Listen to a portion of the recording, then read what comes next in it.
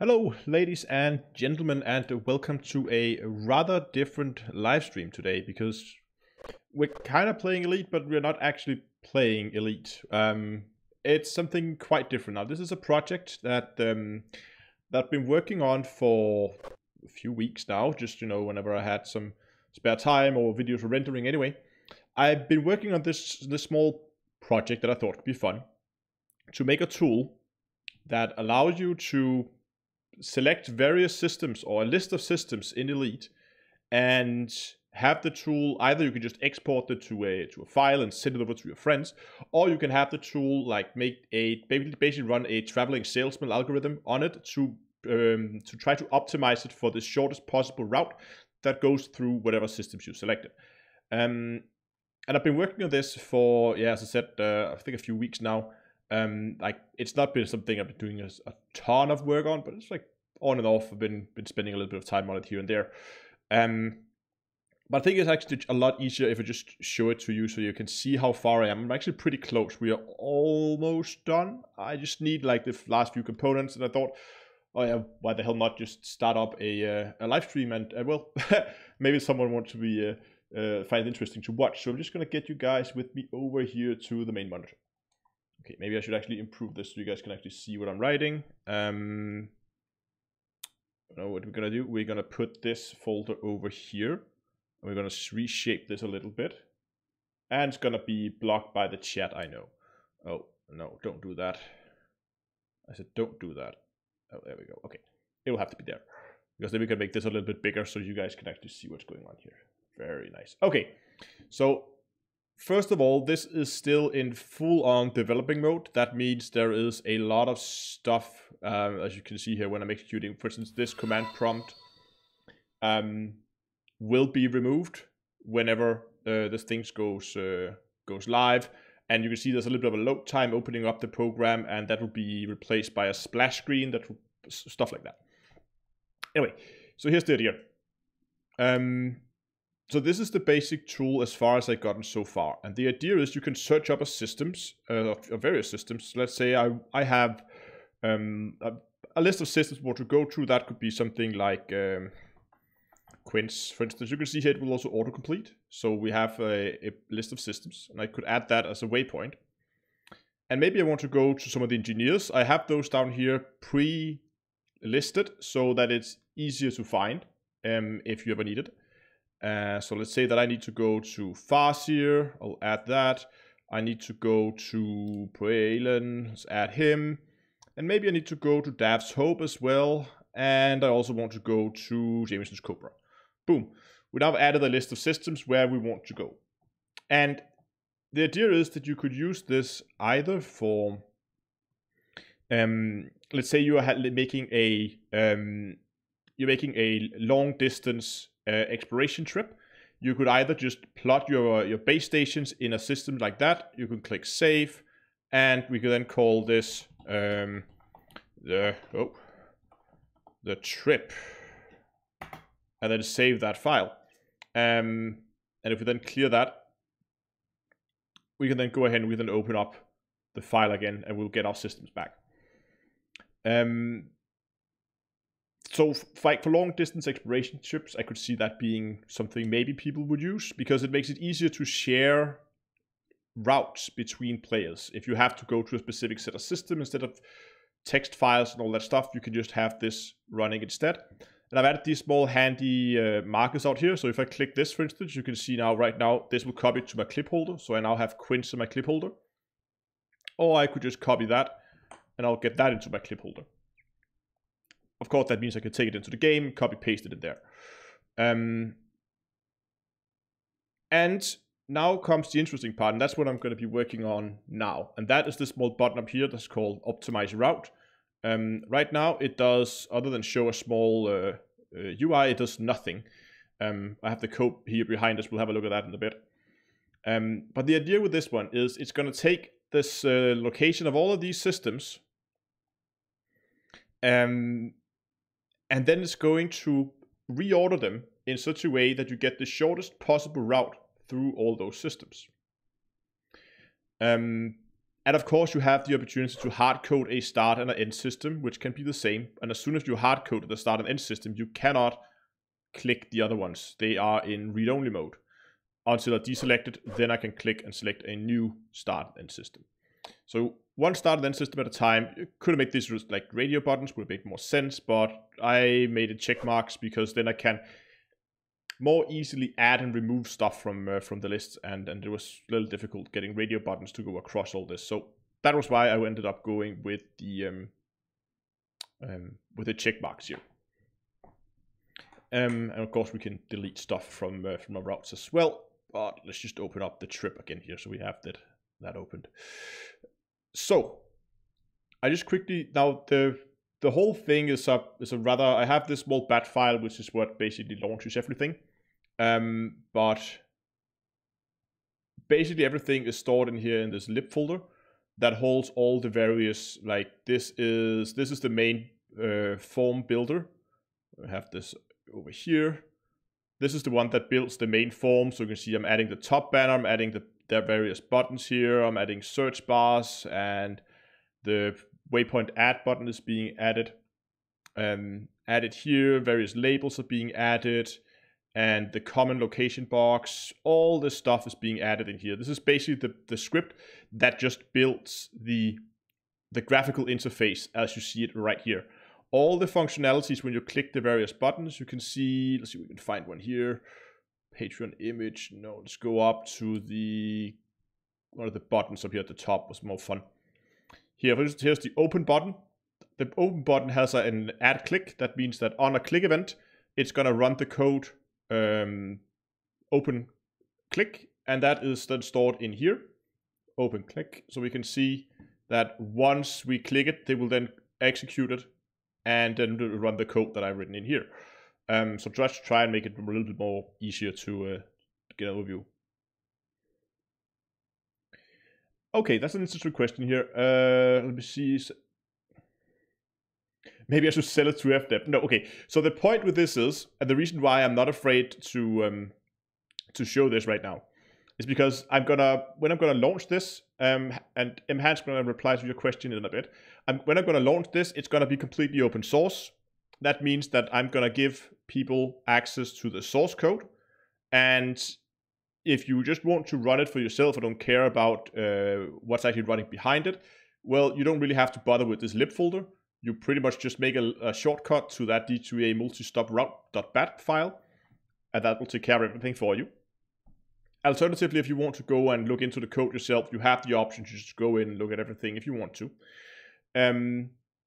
So I'm not gonna go through and try to. The only way I'm monetizing this is that I've added a small link down here, both to so you can see here it opens up a PayPal donation link, and it also opens up a link to my Patreon page. So that's the only way that I'm monetizing this.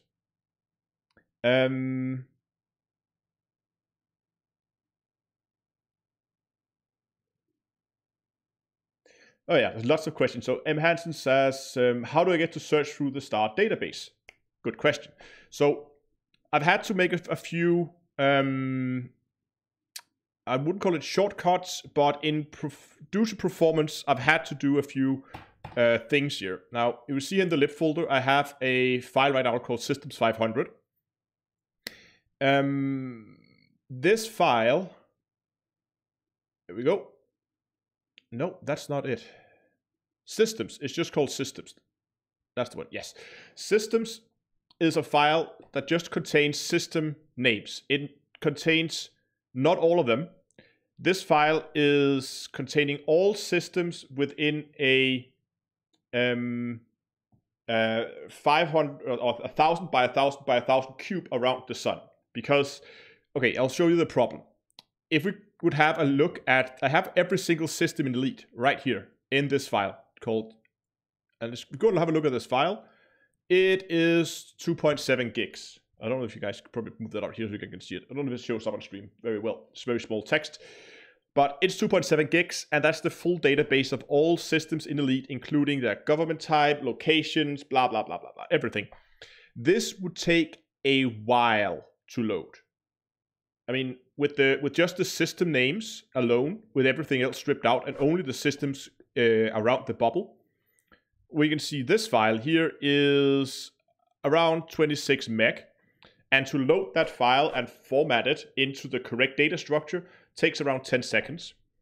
So you can multiply this up. This is megs, so that's about the times 100. So that's 1,000 seconds. That's 20 minutes it will take to load this file. I mean, 20 minutes from you open to the whole thing is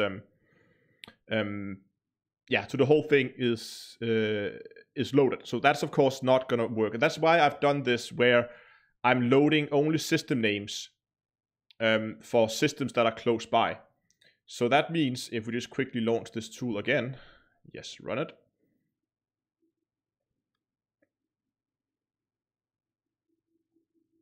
And we wait those 10 seconds. This is why I need a splash screen. There we go. That means if I am to search for a system,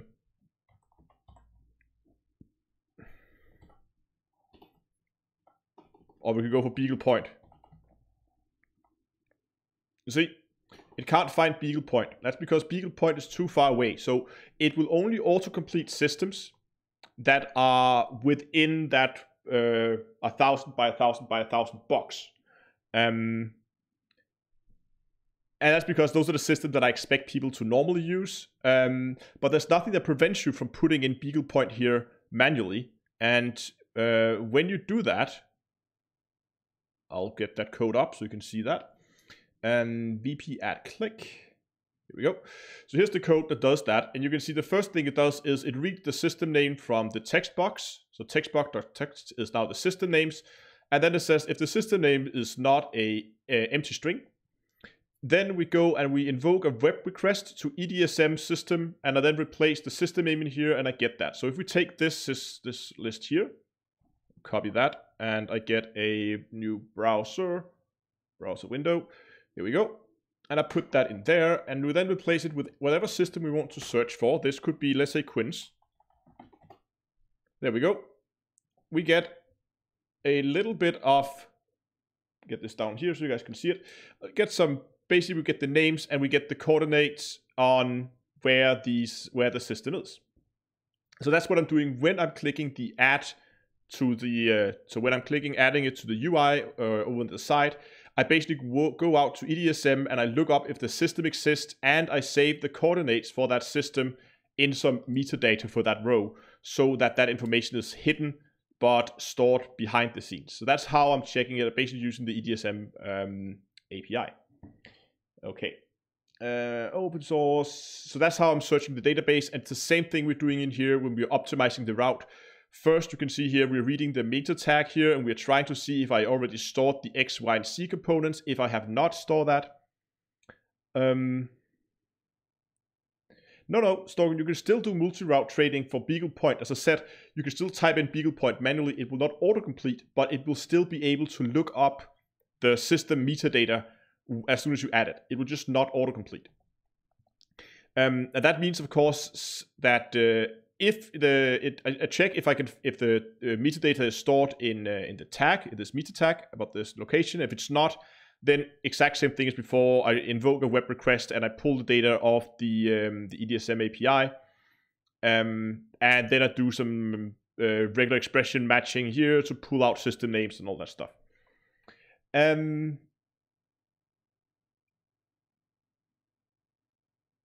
There's a lot of stuff to optimize. This is like a first version, so I'll figure that out later. And then we have say here, respect for coding this in PowerShell, not Dutch. I really like PowerShell for these kind of things. For one reason, because it's a lot faster and easier to work with than, let's say, a program like C when you're doing stuff like this. PowerShell is amazing when you're doing file handling, and if you want to have easy access to the .NET framework, that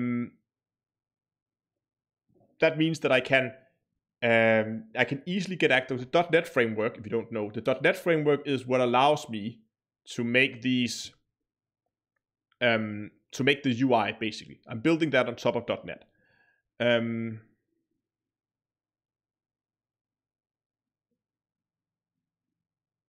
There we go. as you can see. So basically, I'm just using, instead of having to manually program all this and say, if you click within this square, blah, blah, blah, I'm just going new system Windows form button. This button should be located here. It should be this big. It should have this size. And when you click it, you should do this. Add to the form. Done deal. So it just lets me do this a lot easier because that .NET is natively integrated into PowerShell. It makes this a lot easier. And one of the reasons I also choose PowerShell is because I need this to be executable on everybody's computer without them having to install anything. Oh, Novocaine. Thanks a lot, man. I need to be able for people to just run this, and since PowerShell is pretty much native of all Windows systems today, people have the programs to run this already. Would it be possible to input the stars you're currently in and get it to load the 1,000 times 1,000 times 1,000 around you, around that one then? What you could do, hold on, let me check this out here. Let's find the EDSM API again. Here we go. So you can see what I'm using right now is the one called API v1 system, where I get information about a specific system and only one system at a time. But what I could do in a later version, let's see, let's just minimize this so I can see chat again. Was to go in the sphere radius. So now I can have a system name, supposed to be the center of the sphere, and then I could have a radius around that. And I think there is a limit to this radius of 200. Mean radius. Oh yeah, here we go. Radius, that one. Set the desired radius and maximum is 200. So what I could do was to do something, if you want to go somewhere else, you could have it load a 200 light year radius around where you are. But that's simply just because of the limitations of the EDSM API, that it does not allow me to pull more than 200 light years. And I think it's the same thing if we want slightly more systems.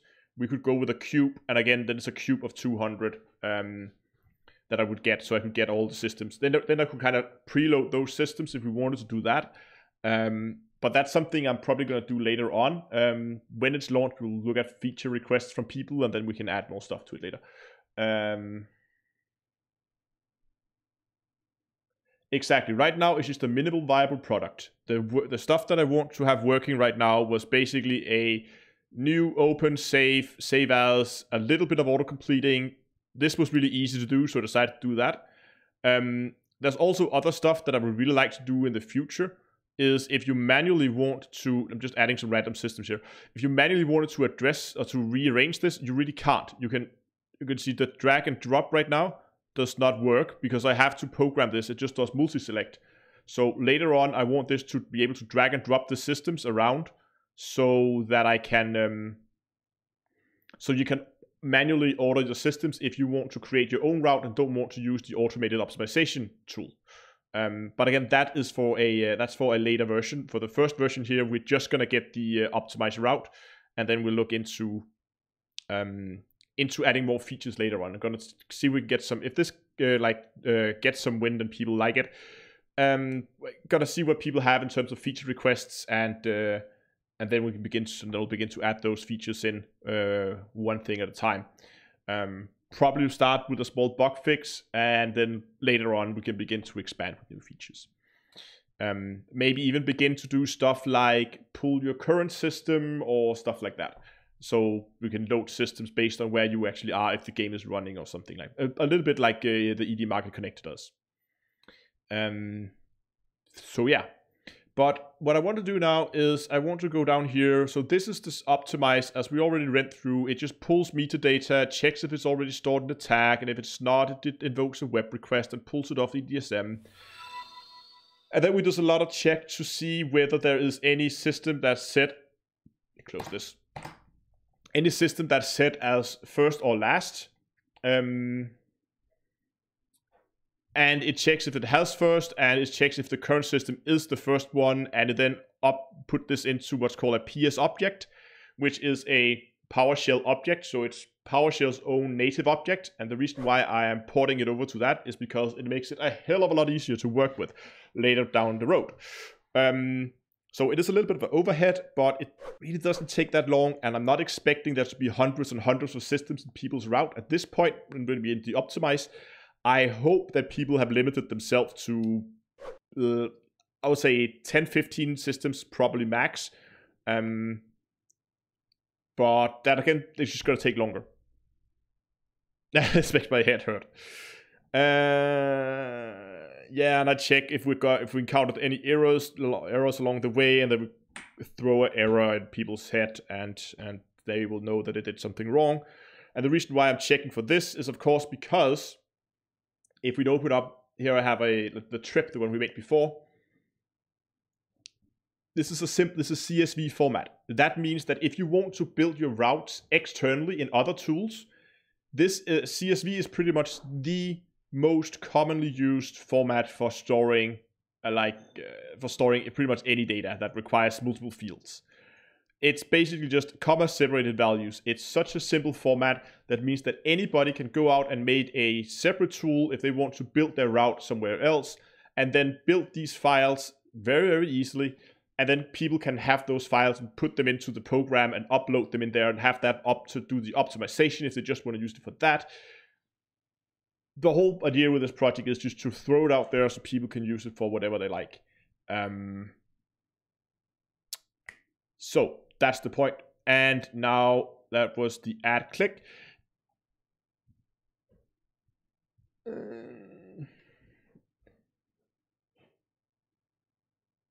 Good thinking about encapsulating data in a format that you can manipulate easier later.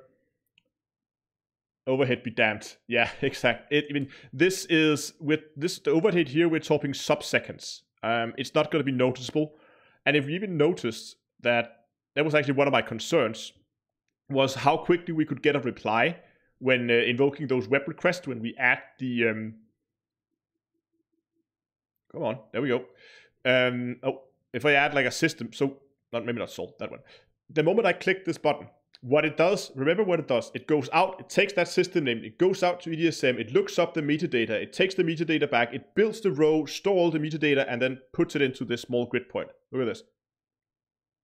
Less than a second. I was really worried that web request would take some time. You can actually see it out here. If you look at this, out here, you can see the web request just pops up very briefly here. Okay, maybe not because it just loaded that already. Let's take another one. Okay, now we can't even see it. Oh, there, it blinks like for a second there as we add it. So, anyway.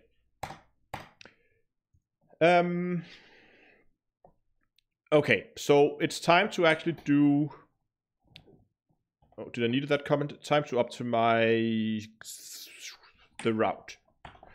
So, next step here would be to begin to actually write these part of the code that optimizes the route. Now we've done all our pre-flight checks. We checked everything is solid and we got the data. And this is basically just implementing a traveling salesman algorithm. It's not the most complicated thing. And there's a lot of different algorithms out there to solve the traveling salesman problem, which is what we're doing now. And the traveling salesman, of course, you have a bunch of cities, and you want a salesman to drive between all the cities, and you need to drive a few kilometers as you need. All we're doing now is to take that, and we're extrapolating that up into 3 dimensions rather than just 2 dimensions, which is pretty basic math. I actually did something very similar, but I did modified a bit of firmware and classified whatever, CIF? Anyway, I did something similar back then, so there's some functions in this old script I got, so you get route length or something. I'm gonna try to salvage some of this stuff. So see if we can't reuse some of this. But there's some added caveats here because, of course, we have this first last kind of thing, and this other one was assuming it was a circular thing, and this might be and it might not be. So I think the first thing I want to do is I want to build an empty array that we're gonna call route. There we go. So now we have an empty array that's called route, and then if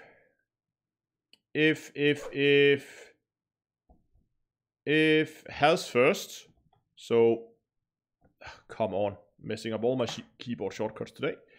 There we go. So if it has a first, then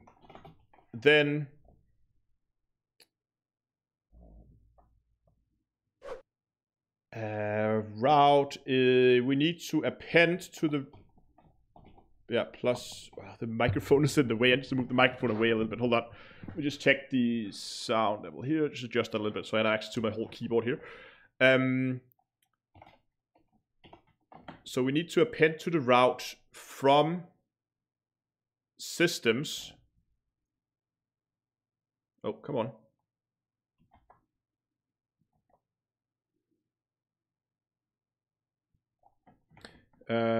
Where the system is first equals true. Okay.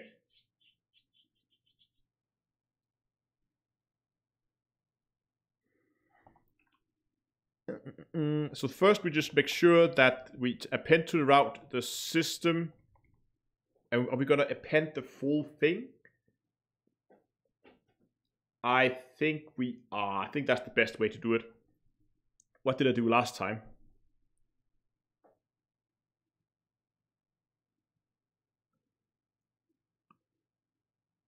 Get route length, route.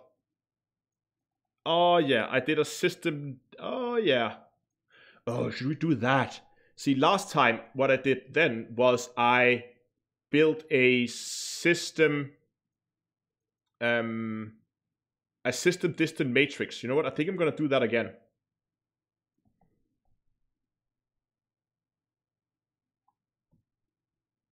You know what? We're gonna do the same thing again. That worked quite well last time, so let's not reinvent the wheel. So here we're gonna go. We're gonna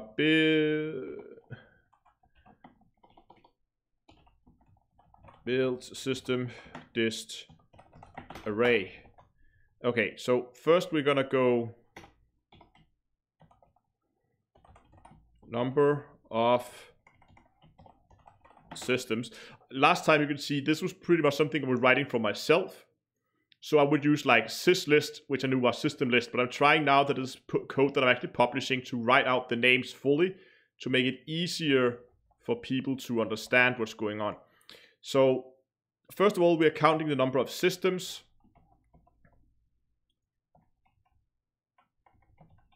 And then we're building the system distance array, which is an object size number of system times number of systems. And then we're going to keep our loop, and we're going to loop from frame shift anomaly detected. The number of systems, and we're going to have a nested loop again, looping over that one, because PowerShell does not really like working with arrays, but we're going to do it anyway. System distance array is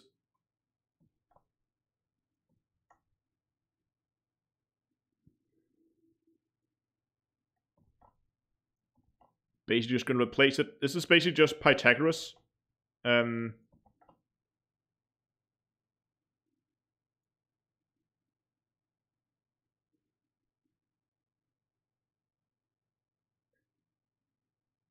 we go. So that should give us the system distance array. We just need to manage our brackets here. There we go.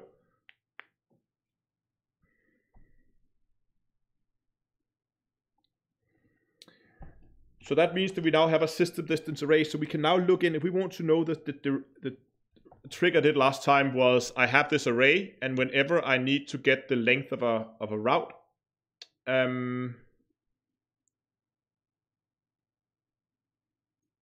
system length from I in route.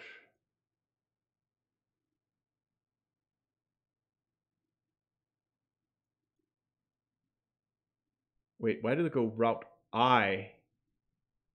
Oh, that's because this is a... Oh, yeah, that's right. Yeah. Okay, that's fair enough. So what I did last time was, you can see I just took the route. No, wait a second. This doesn't make sense.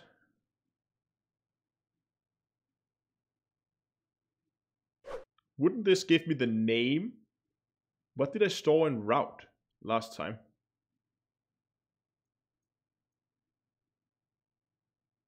See, last time I also did an array. Or did something. See, this is the problem. This was not really meant to be rerun. This was the old stuff that was meant to run once and never be watched again.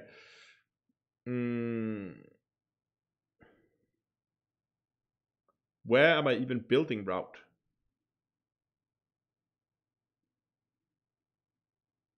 So here I build a function. Where do I read that CSV file? Because I did read that into system lists. And then based on the system lists,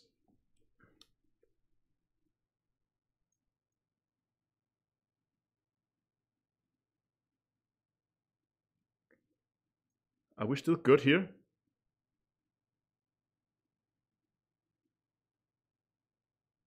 Oh, this shouldn't be system distance array out here. Aha, my bad. We need systems, of course. Right, so we go systems. Systems, then we get the ith row in that element in that, and we then get the y or the x position. So that should be good.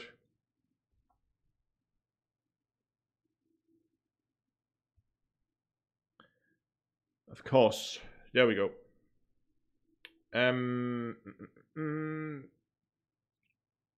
Should we see if this works? No caps lock, thank you. Let's just try to write this to back to the screen, and let's see what happens if we run this.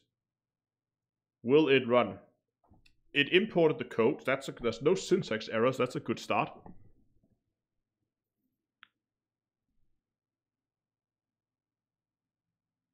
So if I just open up a route that we made for testing, and I click optimize, yes. Boom, look at that.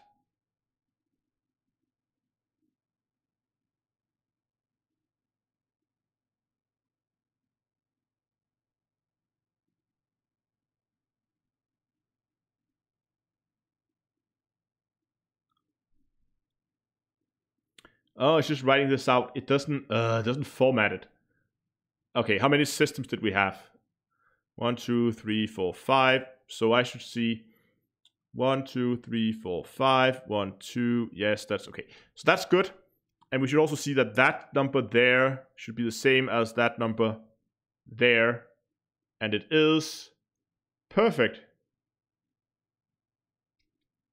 So at least it seems like our distance array is now working, and we can take whatever elements in it and then get the distance between those systems. That makes stuff a lot easier.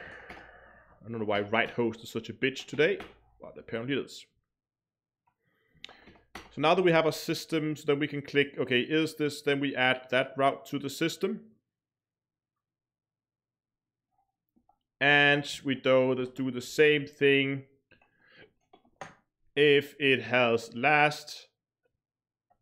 If it has a last, we're gonna add the system where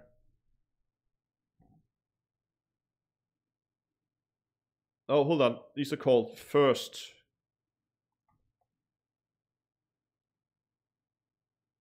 And they're called last. There we go.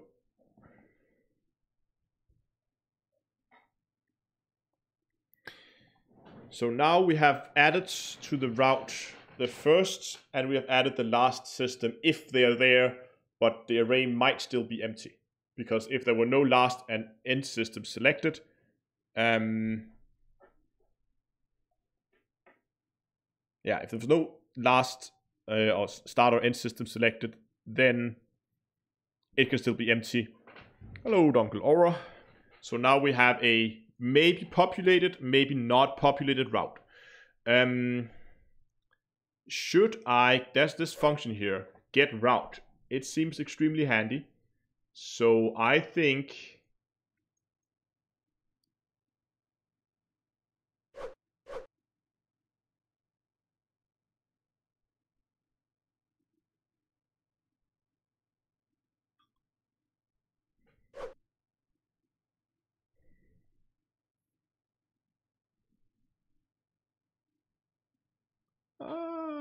okay, fair enough. So what do we do next? I guess we need to begin looping, but we need to determine our start and end index. So, what do we do now? Let's make a list of systems to loop over. Let's call that for loop system. So the problem is I don't want to add the systems that we have already added. Like if we already added the start and the first and last systems, we don't want to have those again. So we need to pull those out of the system list. So we're going to make the loop systems, which is going to be systems where first is not equals to true,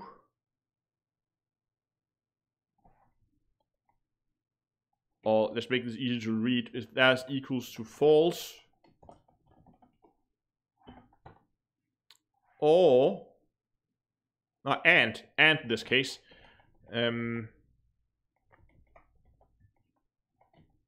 put a parenthesis around that. And the same with last.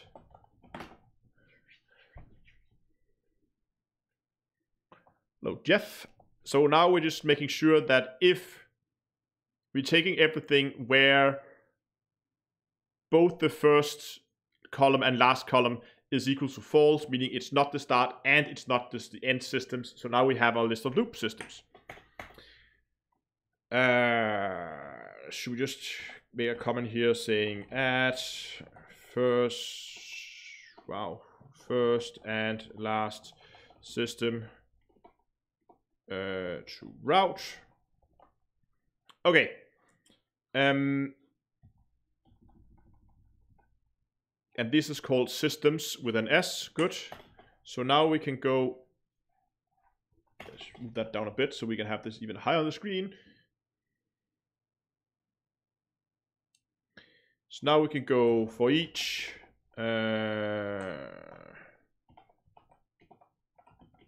capital S. For each system in loop systems.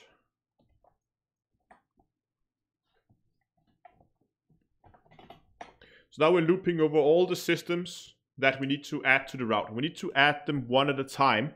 And my idea is to just run through the route and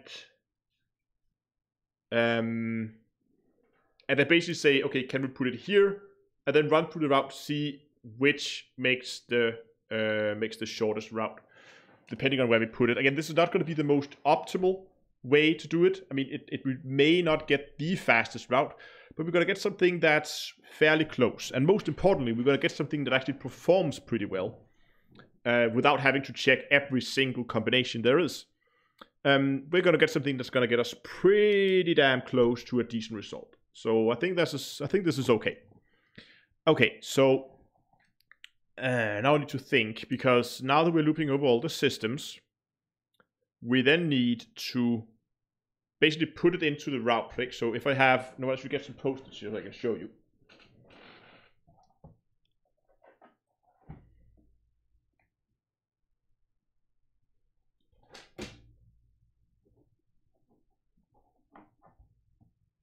Right, so if I have my first system up here, and I have my last system down here. Oops, this does not work. So I could, in this case, I could only add the system in the middle. But if there were multiple, I would have to, if there were one system in between them, I could have two positions to add it in. But I might also have the case where this is missing, or this is missing. So yeah, it could go either way. Put that away.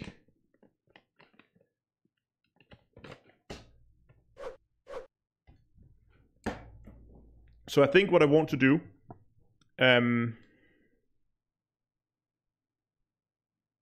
yeah, how to do this? Because the problem is I don't want, so if I don't have a first system, if I don't have this first system at the top, I want to put it in at the top, but if not, I want to put it in at the bottom. So now that I have the system, do I then want to loop again? Do I want a nested loop? I guess I want a nested loop. Yeah, I think I do. Oh yeah, I need to build the route though. Because I don't, I do have the route. I did have the route here. Ha, good.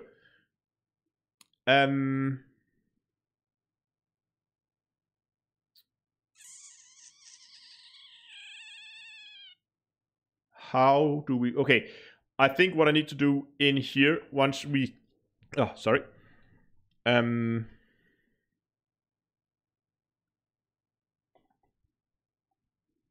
We need to calculate our start and end position in the loop, right?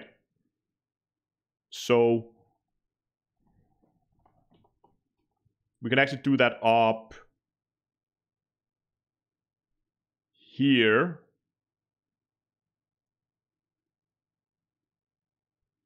No, let's do it down here. It makes more sense.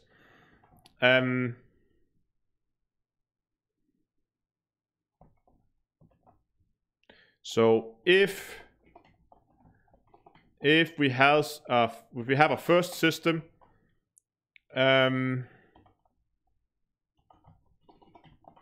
so start index is gonna be 1, or else our start index will be 0.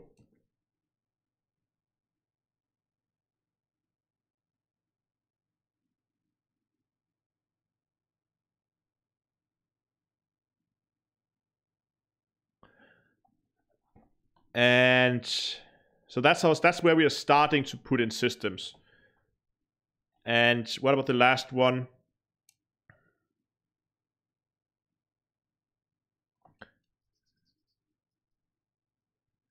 What if the system is empty now?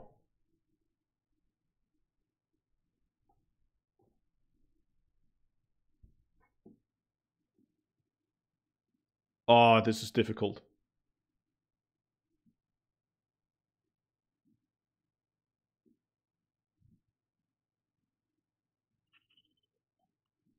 Because if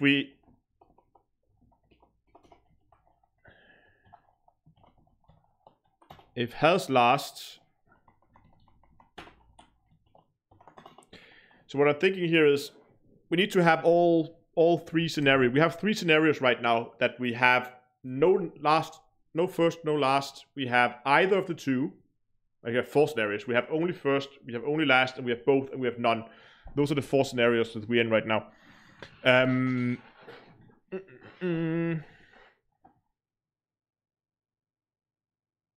So that means that our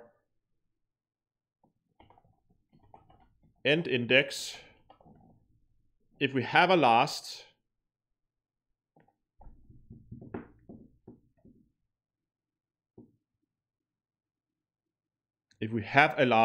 then it is the route.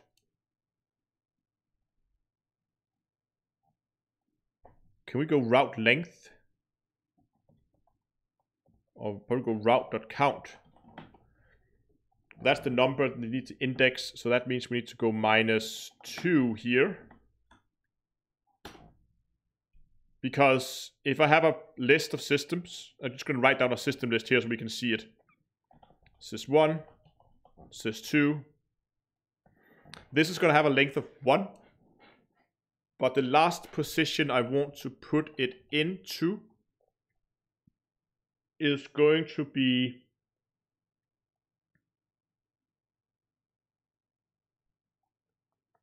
after number 1.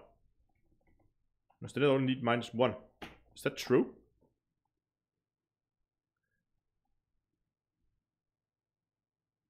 Yeah, it is. Because if it's two systems long, and let's say that this is first, and this is last, in that case, the route.count is 2, minus 1 is 1. That means we need to put it in after number 1. That's the last position we want to put it in. If it only have last, then the rank is 1. Yes, okay. So that's our last index. Else,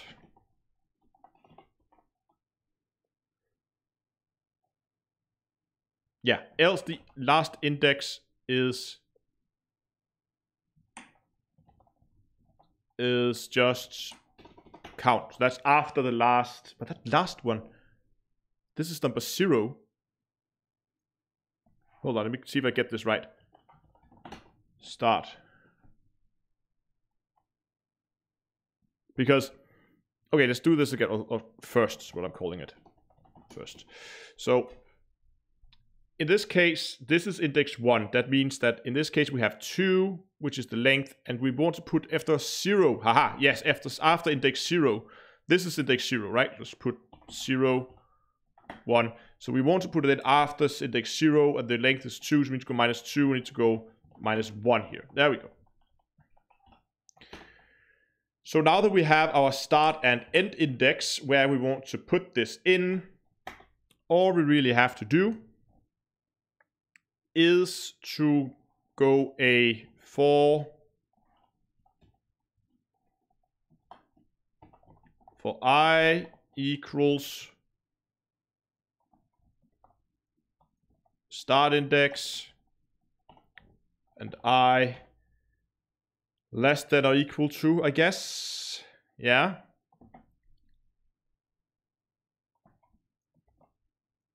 End index I plus plus. So we iterate over I and then we loop over that. So now we need to just create a route where we put this in. And I'm pretty sure I have something up here that I can reuse. See here, I do the same thing. This is basically the same loop I built now, but just a little bit more. I built a test route, which is the route from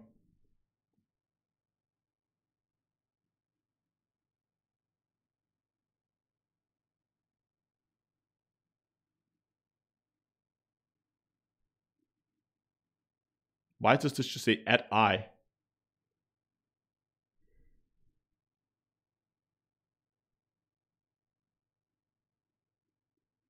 Yeah, it should have minus 2 spaces. That's right, because it's 0 indexed. So the count, if I have a list, as I showed you before, if I have first system, then we have sys1, we have sys2, and we have last system. The indexes for these is 1, 0, sorry, 0 first, then 1, then 2, then 3. So in this case, when we have a last, meaning this system exists, the last system, there's an endpoint in our route. We need to stop after index 2. But the count here, there's 4 systems, so the count is 4, but we need to stop after 2, so we need to subtract 2.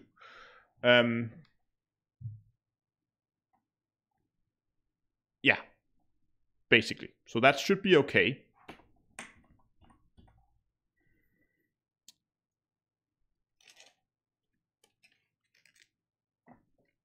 Oh yeah, we should put best length and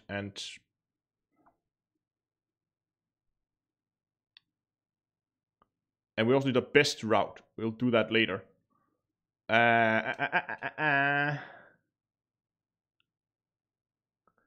Let me see. Where do we do this? Do we do this before we loop for each system? Yeah, every time we add a system, where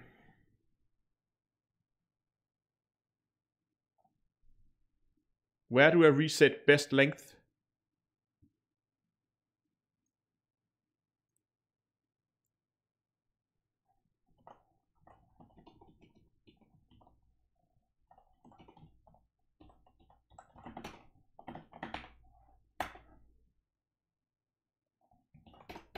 Resetting best length every time.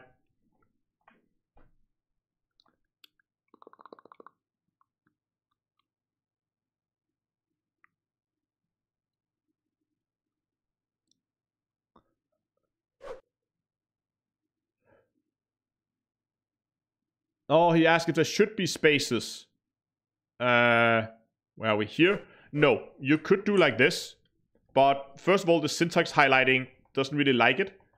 And I made it a habit because it makes it a lot easier to write. So that's why I will also forget to put to add it there. It just makes it easier to read. That's the same reason. I mean, I technically don't need the spaces here. I could do like that. That's okay. But this is a lot more readable. So it just, same thing up here. I could go like that. Would work too.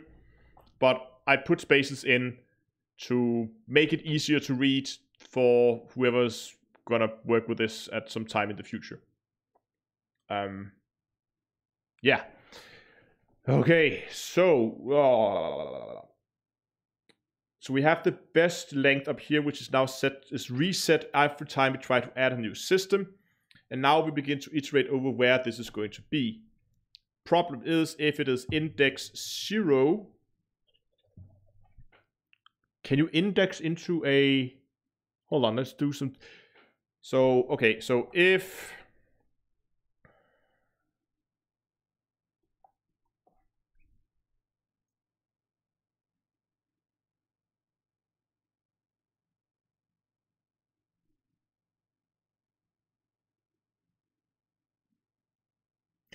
Ooh, I'm just adding the numbers in the route.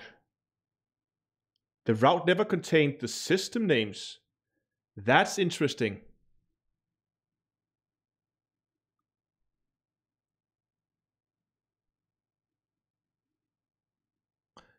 That is how I do it. Ah, that's a good idea, actually.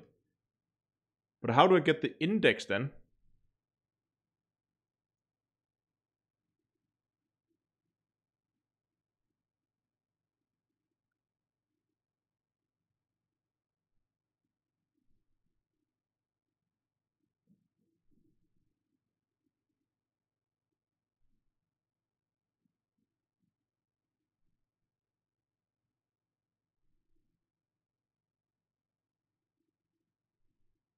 But I can't do this time because I have the whole first and last thing. So I pretty much have to... So what I did last time, if you can see here, instead of storing the actual names, I just stored the index, so the number in the list, and...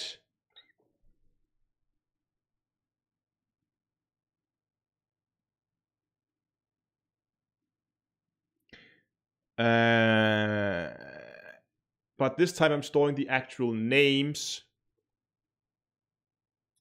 which is of course going to make everything more difficult when I'm using this, because this is just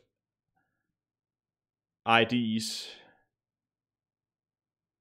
And I don't know what the ID is. Should we add that when we... You know what? We're going to do that. You know what? We're going to help ourselves a little bit here. And we're going to expand this system object here. For each row in... So we're basically going to go out here when we are starting. And we're going to put a... System ID equals 1. We're going to 0 index it. And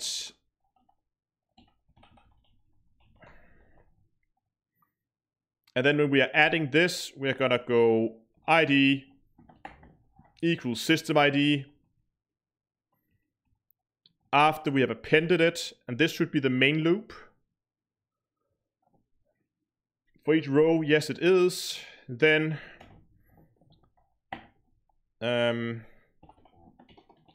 plus equals 1, so we add 1 there. If you add start and end system in the route, then generate the best route for the remaining systems only. How do you know if you put the optimal system in the second? Oh, yeah, okay, good question.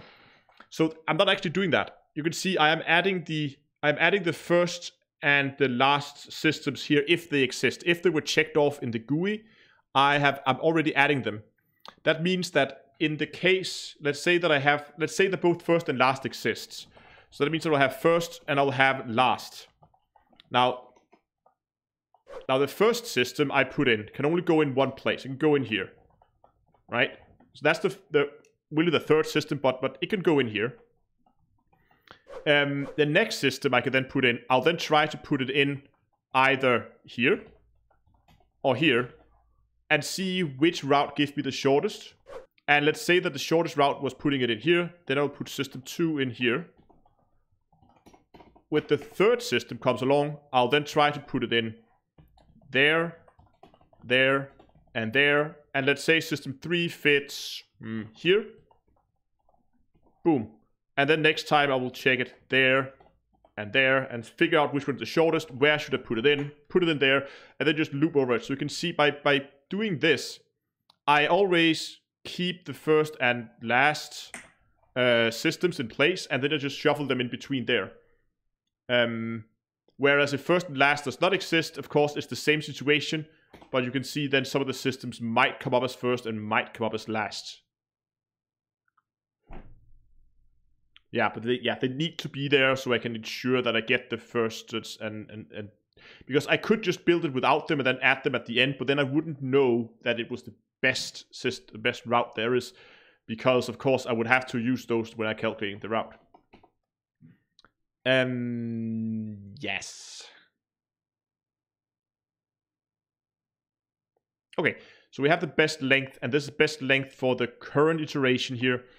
So now we're running over all the indexes. So in this case, let's say the first time we have start, we have end. Our start index is gonna be 1.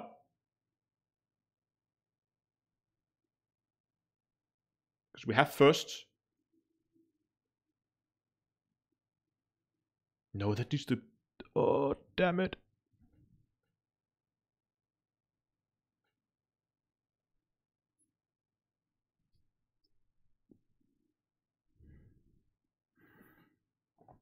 I have a problem.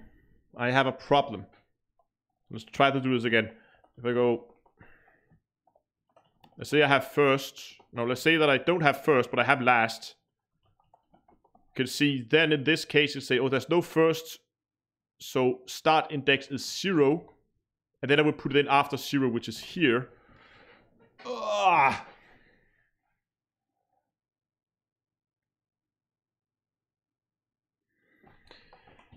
Can you guys see the problem? If I only have last, in that case, my start index is going to be 0, and since I'm putting it in afterwards,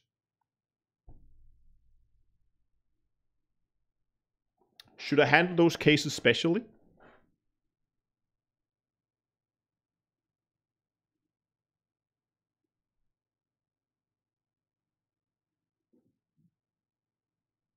No, I should not. What I will do is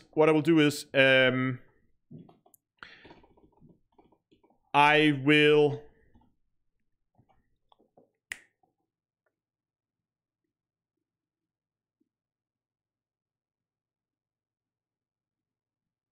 yes, when I loop here, if I do not have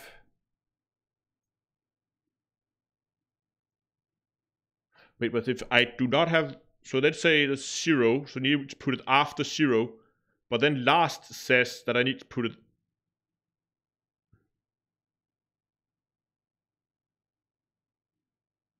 Then this becomes -1.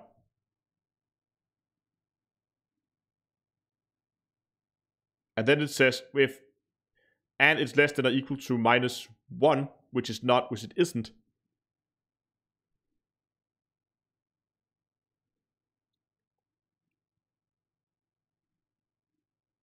Oh, this is a pain. Pain, I'm telling you. I need to handle those edge cases specially.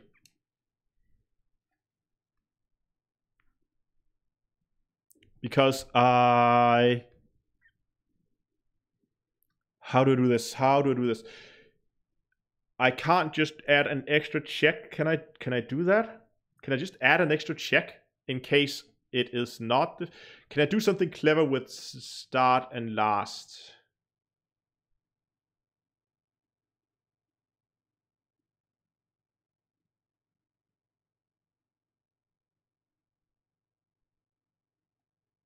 Yeah. You know what I'm gonna do? You know what? We're gonna forget about these start and end indexes. Let's not. Don't delete. Never delete code until you're done. There's something I need to begin to. I always do this. I just like, no, don't need this. Delete it. Then I figure out 5 minutes later, oh, I needed that again, and then I need to go. And have to redo it. So what I'm gonna do instead of having to try and calculate the first and last index need to loop over, which turns out to be a bit of a pain, I'm basically gonna loop over. So if we have a system list, let's just call them 1, 2, 3, 4. In case there's 4 systems, there is how many different positions it can potentially go in. 1, 2, 3, 4, and 5. That means that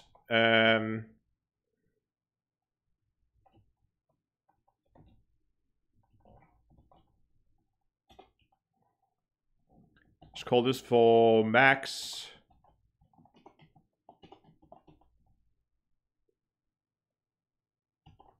Max positions is gonna be route count plus 1. And then we're just gonna loop here from I equals 0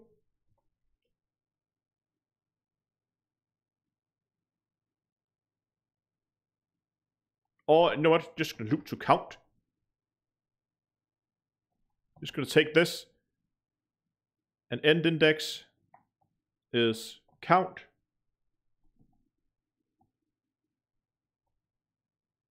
Like that. We're just gonna make sure that it reads that and computes that on its own.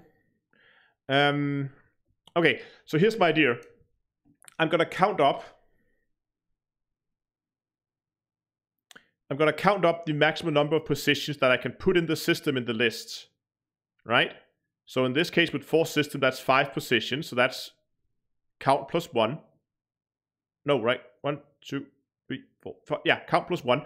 So I'm just starting from index 0 and then counting up so that it's less than or equal to the count, because again I get that extra 1 because of the 0. So now I have the maximum number of positions, and then of course some of these what are we using and what that I'm writing this in PowerShell, yeah.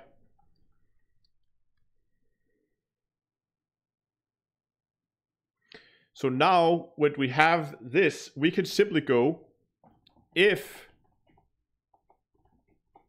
oh, this is going to be one hell of an if statement. If we have first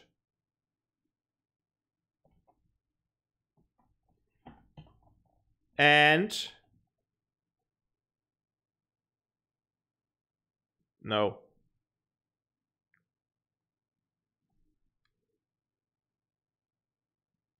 So I want to write a Boolean expression now that excludes all the situations.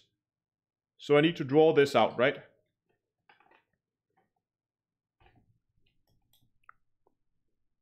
And normally I would draw this on paper, but because that works really, really poorly on a live stream, we're going to do it in this. So we have a situation where let me think.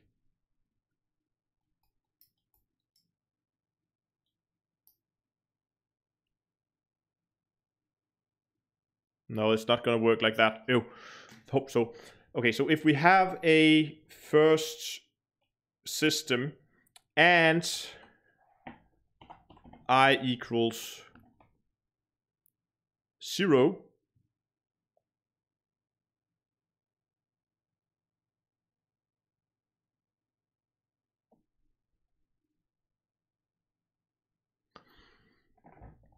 so if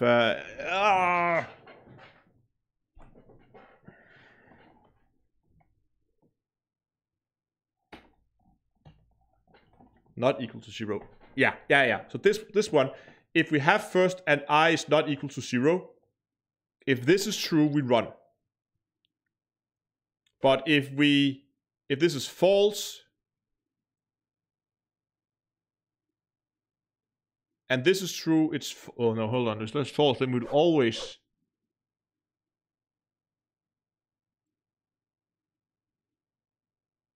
yeah, because if this is false, then this is never gonna restrict, no, because this needs to return.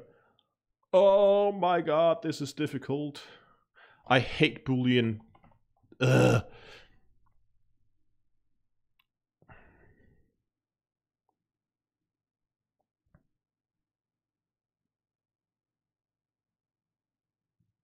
Should I calculate the situation where we should not do something? Yeah, okay. So let's do this. So this is the situation where we should not do something. So if we have first and the ID is 0, we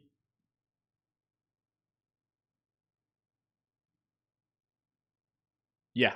So if we have a first list, something listed as a first system in route, then and the ID is 0, we need to skip it.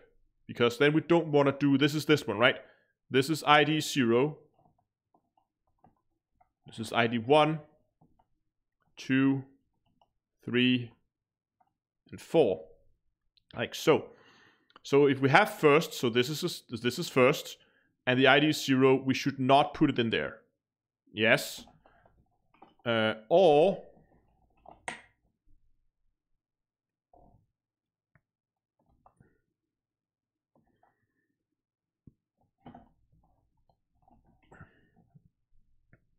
if we have a last and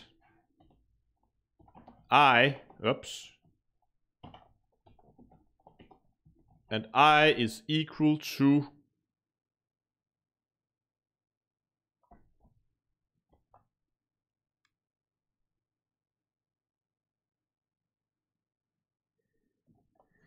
yes, and I is equal to row count, like so.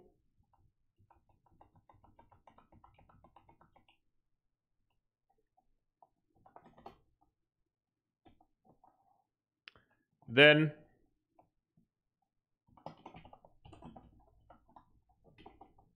do nothing. So can you guys follow me on this?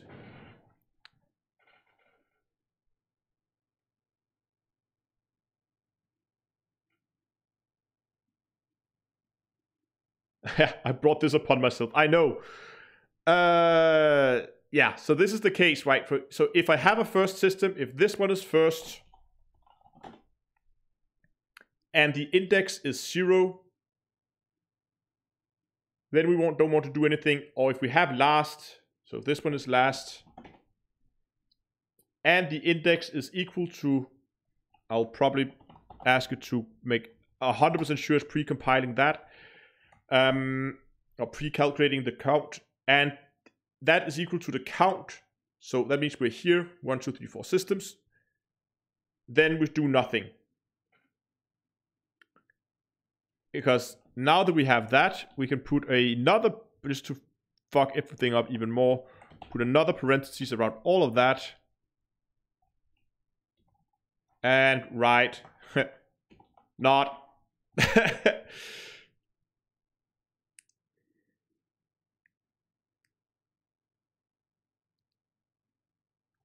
So I think if I get this right now, we're gonna go right, let's test this, right host I.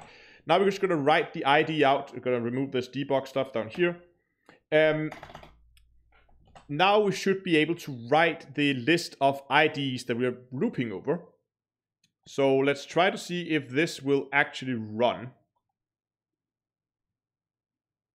Hey, there was no syntax errors. That's a good start.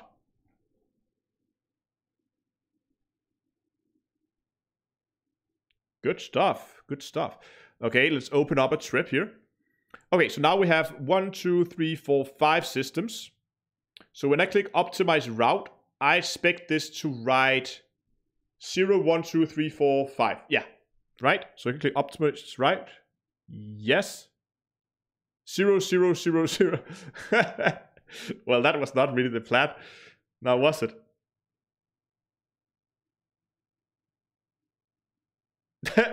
What? But I have I++.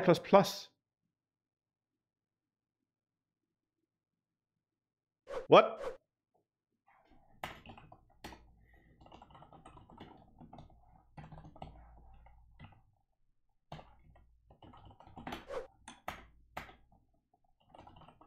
Debug code.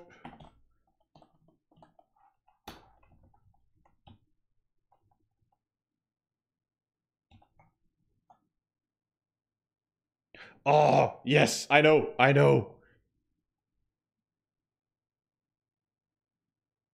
Of course. So what is happening, of course, is it's writing 1, 2, 3, 4, 5 times 0. 1, 2, 3, 4, 5 systems.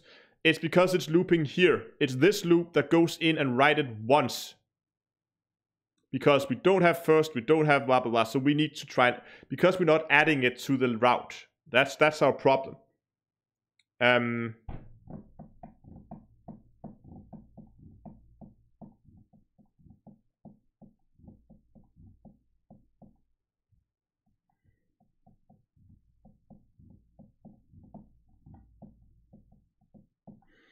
Okay, what would then happen if we have a start and end system?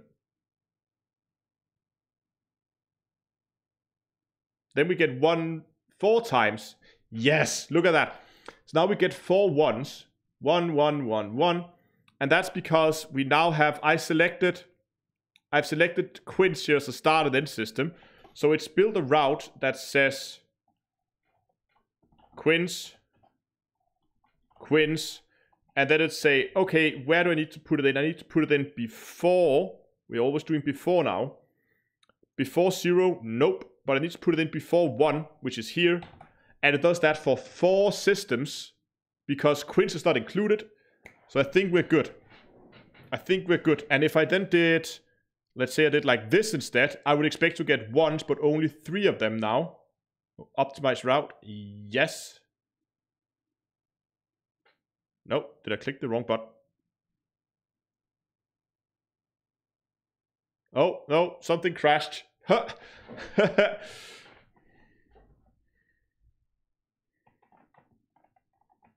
Oh, wait, I think we crashed it. Yeah, that's definitely dead. Oh, there we go. Okay. Oh, that's weird. But we had how many ones before? Oh, hold on. Let's reset this. Without anything, you write a bunch of zeros. There we go.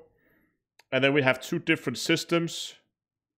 And then we expect to see 3 ones after all the zeros. Yes, and we did. Okay, so far so good. I think we're on the right track here.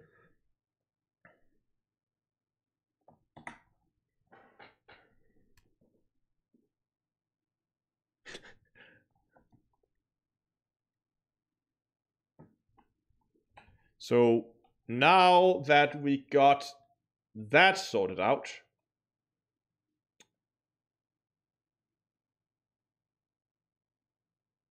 we basically need to make a special case. So, okay, here, let's go down and draw this again down here.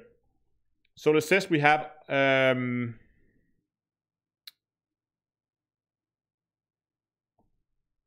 oh, wait a second. We need to have a special case. We need to have a special case for starting and ending, right? Yes, we do. So if $i equals to 0, we do something. Else if $i equals to, you know what, I'm gonna do this route count so many times that, oops, I'm just gonna cache it once instead of calculating it every single time.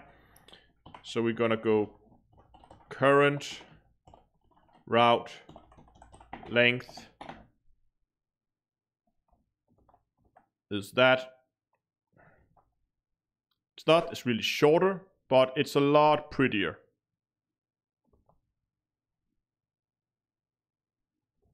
There we go.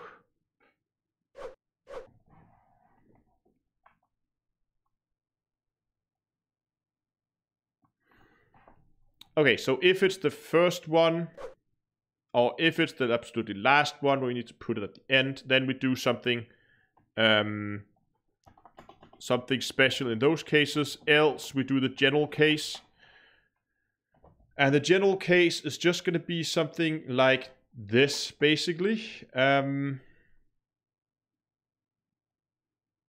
I add that ID? I did add an ID.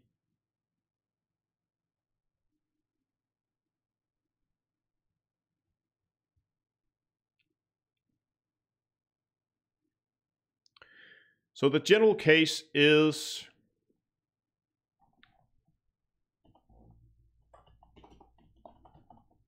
test route equals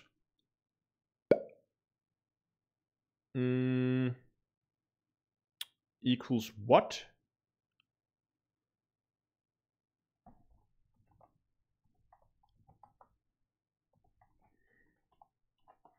Okay, so now we need to split it. So this is the case where it's not the first and it's not the last. So we can just safely split this without any issues. So that means that we can easily go 0 to I guess.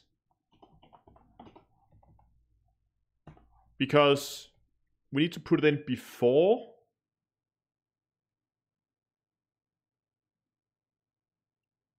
No, is that right? Hold on, is this right?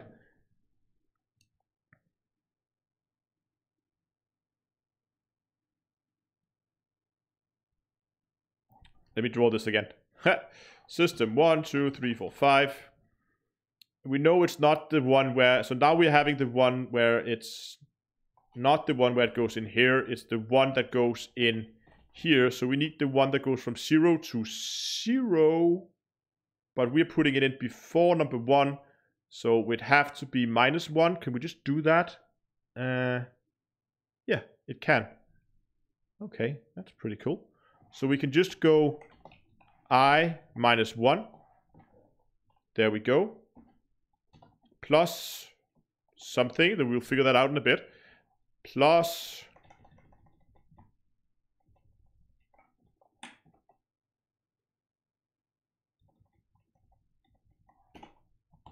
then we go from I to route length -1. There we go.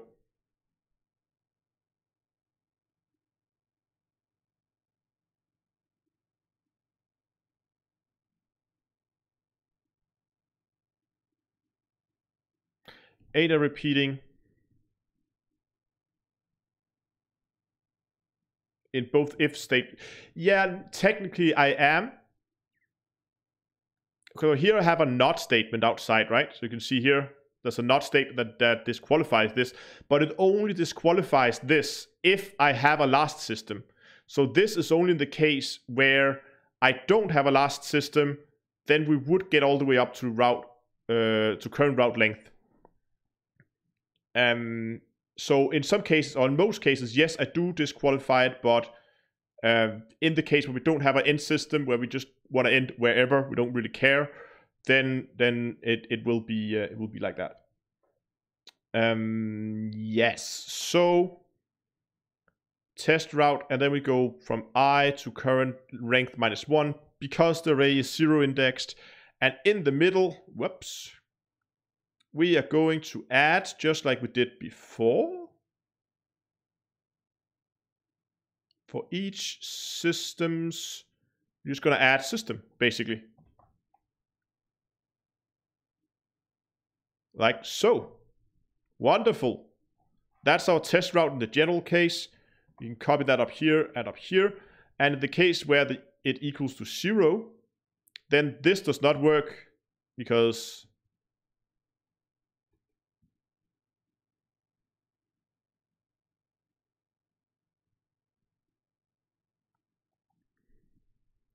ID 0. Then it goes 0 to 0. Yeah, so it puts it in after the ID. No, it does not. Wait, what the hell am I doing here? Oh god. Okay. So I'm going from 0 to... Oh, yeah, we're in this case, of course. This is the ones, yeah. Yeah, so we're putting it in before. So we basically need to remove this here, because if we move it in before 0, we don't have anything before 0. So that means that, oops, that was a little bit too aggressive there. With the delete, there we go. So we're just going to go systems, and then we're going to go from I, which in this case is 0. So that's going to take the whole route. So we can just add route. And in this case here, where we're going to go to current route, can we just use the general case as well? If I equals current route,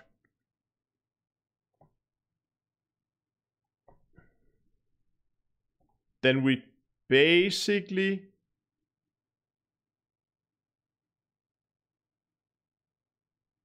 need to remove this,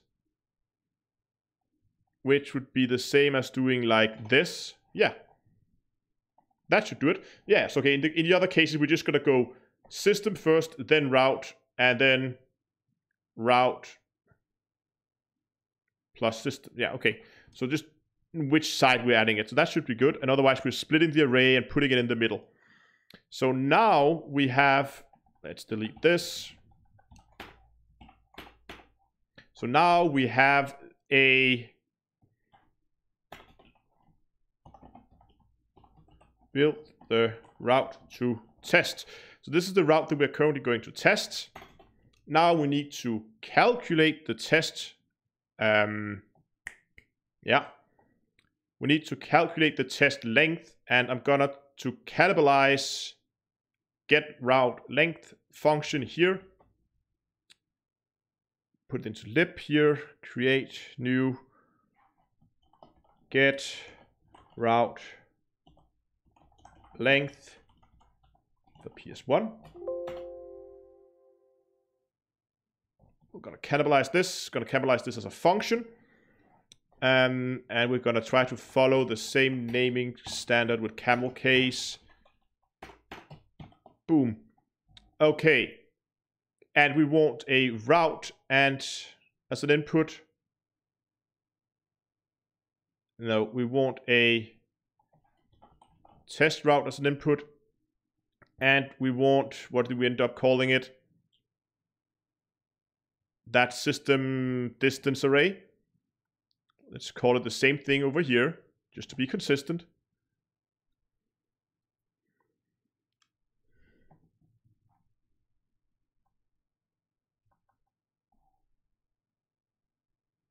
Let's call this for test route length is test route dot length dot count. Works better, I think.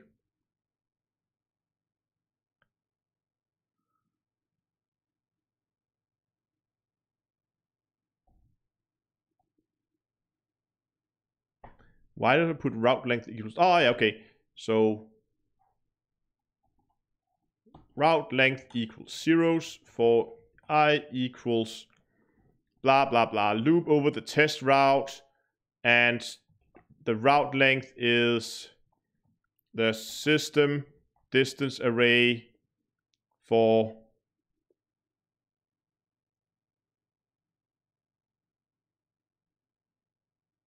test.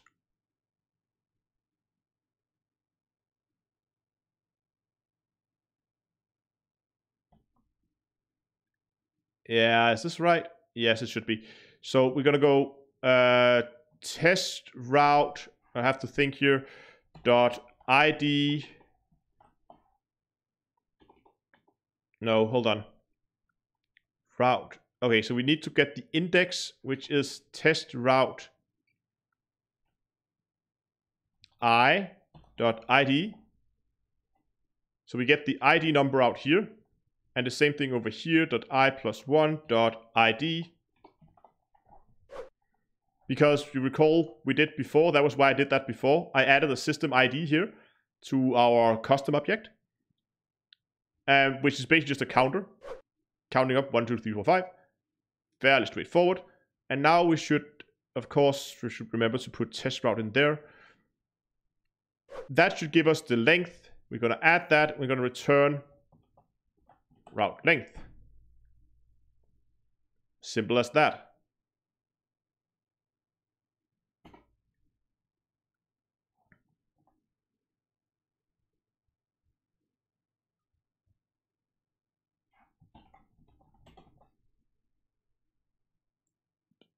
We just need to import the module into the program so that, oh my god, this is quick. This is getting out of hand. So now I think we're pretty sure we're not gonna need this. So now we can delete it. So now we have a test route, and then we can go current route length. You know what? I shouldn't call this length. I should call it count. Because length is going to be something else. There we go. Now we have a test route. Then we can go current route length. Actually, we're going to rename this to best length. So current route length is equal to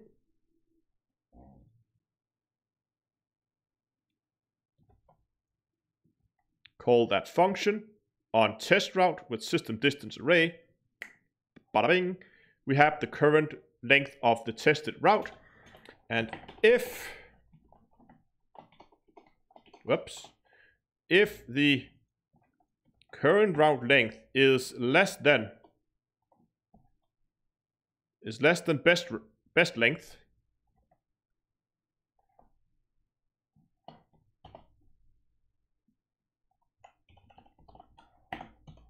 or best length equals 0. So 0 is just the value, a placeholder value that I'm using in the beginning here to indicate that the route length has not yet been calculated on any route. So I know that if it's 0, that I should always do this. So if either of these cases are true, we are gonna go best length equals, oh, I need a $sign there.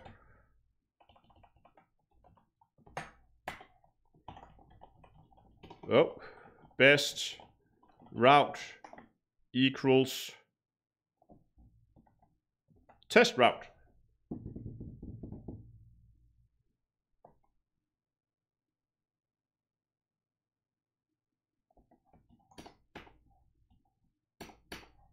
Then we update the test route, and then once we are done iterating over all the possible positions that it can be in, so now that we have tested where the system is, we now know what the best route is. We can then take and say that and update our route. So we can say that the route is equals to best route. There we go.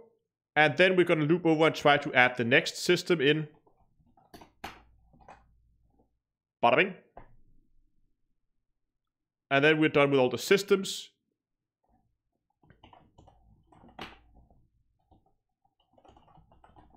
Whoa, host, route. Then we're going to write this out to the screen. Square bracket after best length equals route. Oh yeah, thank you. Extra square bracket there. Well spotted. You know what? I think we're ready for a test run here.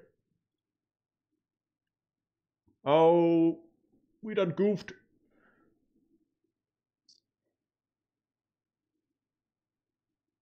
Oh yeah, I still messed up my my parentheses up here. See, I forgot to close the main one there.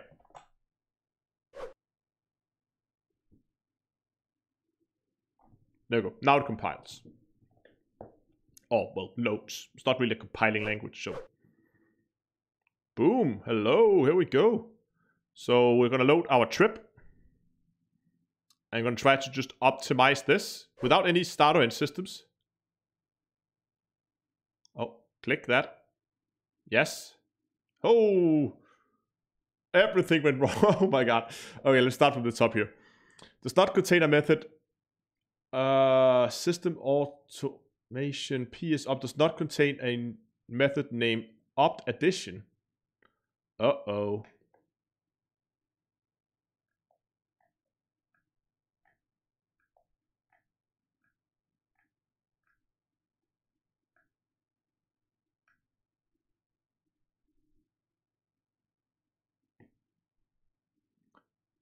Uh-oh. So systems. Yeah. That's not working. Okay. Okay, so this is the typecasting issue. So the problem is that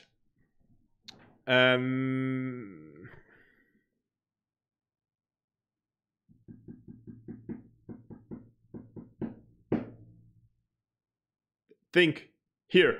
So here's the problem. Okay, so system here is a PS object that we're trying to add to a list. I don't know. It's a single object. It needs to. Can we get away with just like typecasting it? Is that a thing we can do? So if I go like, yeah, you do that, and down here it should be okay.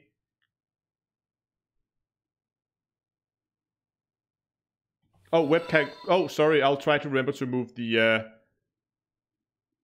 it down there so you guys can follow along. I'll try to run this as well.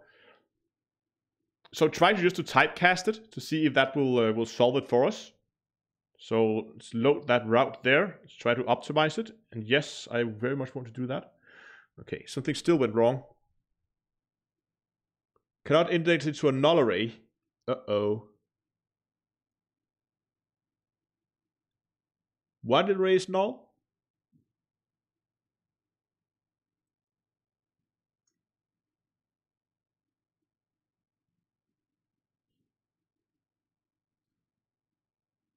Some of this is being nulls, but this is in the get route length function we wrote. So that means we got further than we did before. So before it was crashing here, and now it's crashing here. So that means that the typecasting of the array here was enough. Okay, don't need you anymore. It's really weird. I don't get this. If any of you have ever seen this before, notice this. PS1 files in both cases, but the syntax highlighting is different. I don't get it.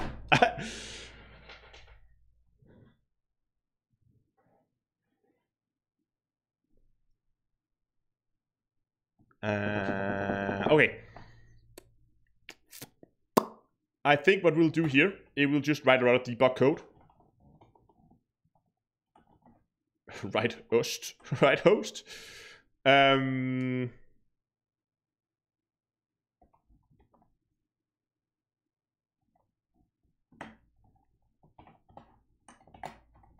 So basically start by giving me that.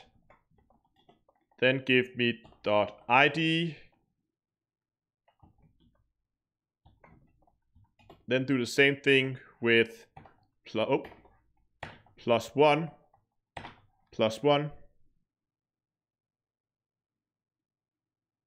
Do you need to set a start and end time first? No, I don't have to. It should be able to run without it. That's the whole idea, that you can just plug in systems without giving it a start and end system. You don't have to do it, it's an option. But what I want to know right now is what happens here, and then once it's done, we'll go read host, stop. Read host takes an input from the user, which actually means that when it gets to this point, it will wait for me to return an input to the script. That's a very handy way to stop the script at a critical point, then inspect the debug code, and if it looks like we expect it to, we can then continue and see what happens if we continue running. Because right now we're looping and just like error messages just flooding the screen right now. So we should be able to control it a little bit more. Did I save this? I did. Good. Open the trip, optimize, go. Okay.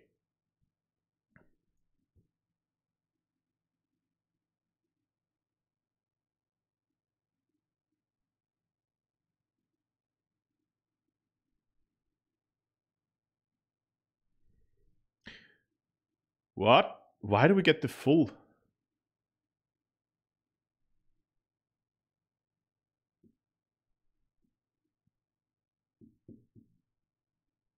Yeah, exactly. It's a breakpoint, basically. But here's what I don't get. So the first one here, where I go... Look at this, if I move this UI here. So the first one here, where I go test route.I, it says it's 0. Oh, that is Quince, which is ID 0. Perfect. And it says that is...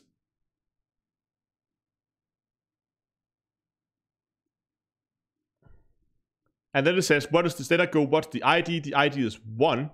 Oh, this is 0.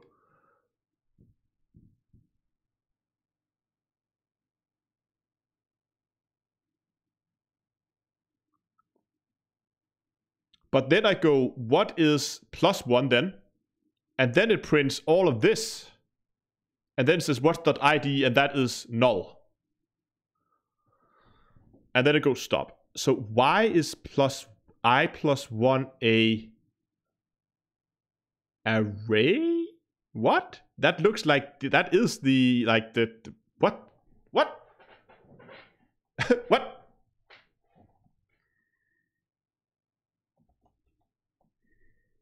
Oh yeah. I crashed it. It didn't like that. Do we want to stop? Yes, I would very much like to kill it.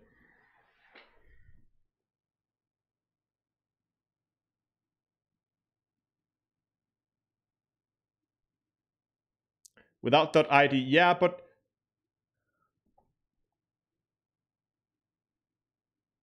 but here it should just print. Okay, let's do it again. What? Test route.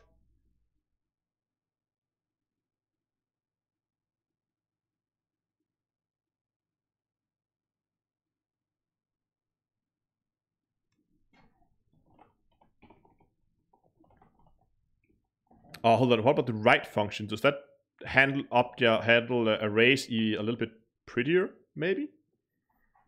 Okay, let's do this in this so we have all the debug code in one place.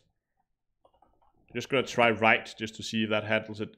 So this should write the full thing. There we go. Write host 1. Oh, no, what?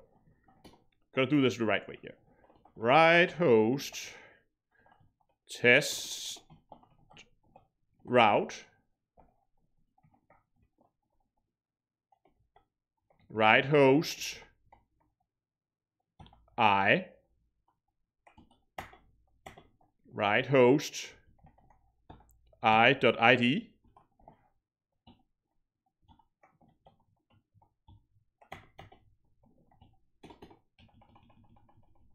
I + 1 .id. I + 1. Okay.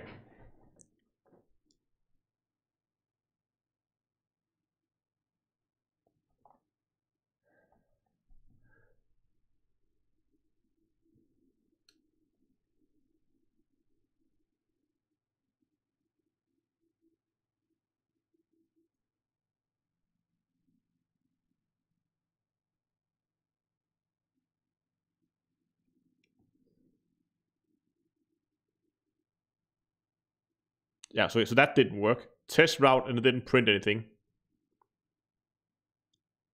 Great. So that didn't go to host. That went somewhere else. Wonderful.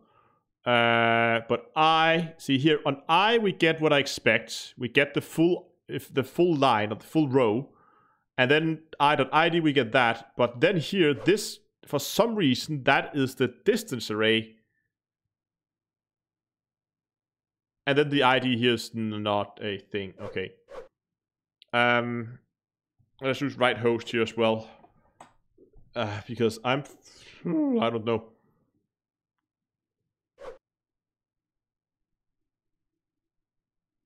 Otherwise, we'll have to put in more breakpoints, but... Okay, let's try this one more time, and...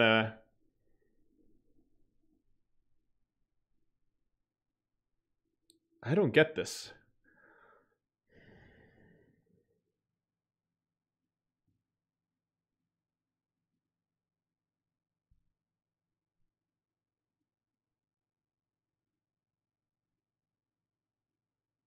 Oh, hold on a second.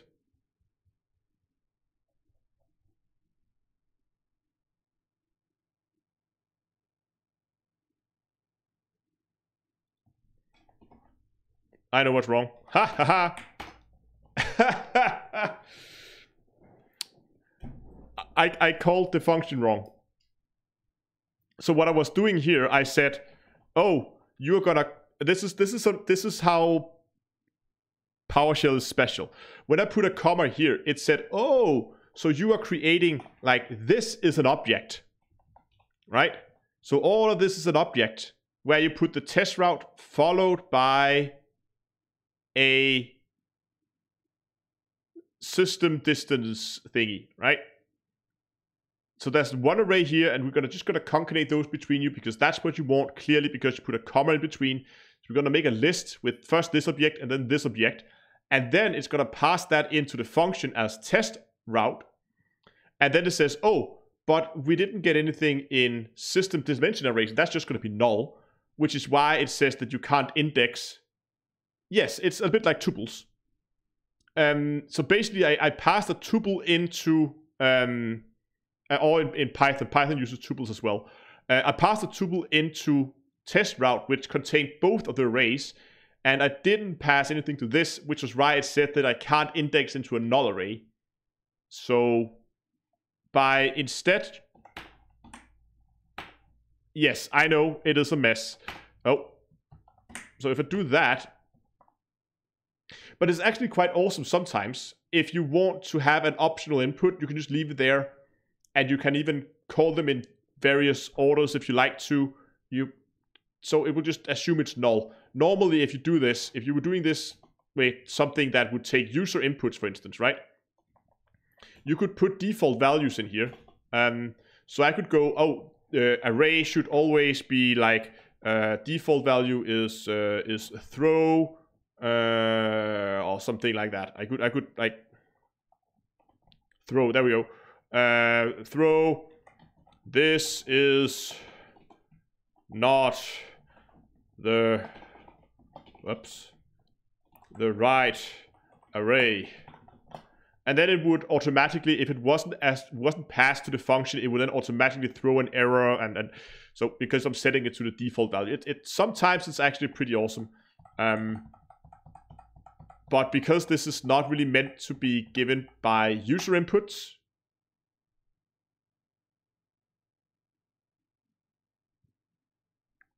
then I think it's okay not to do all the proper throwing of error. Oh, I'm deleting stuff I shouldn't delete, didn't I? No, okay, I just made an extra save. Okay, let's try this again.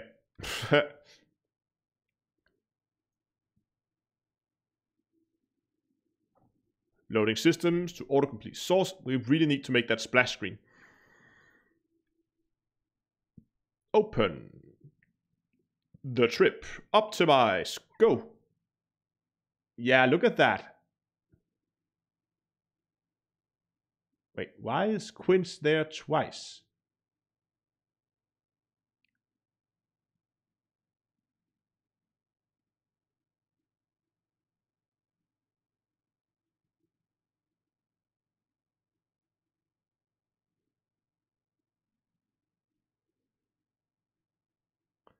Ah. What?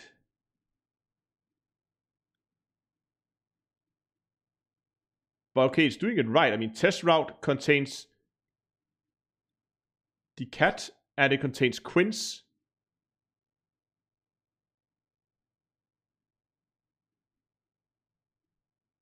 And then it says that ID is 1, which it is.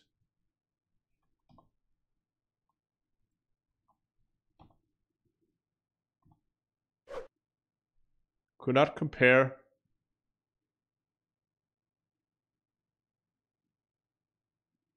Okay, there's some issues still, but I think we're getting somewhere now. I think we can remove this debug code for now, which is pretty much all of this, which is the majority of the code.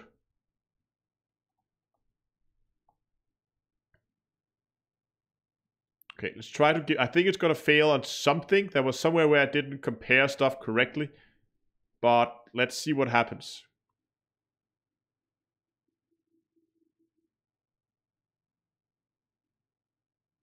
Gonna move the prop down so you guys can follow along. Run. Yes, please.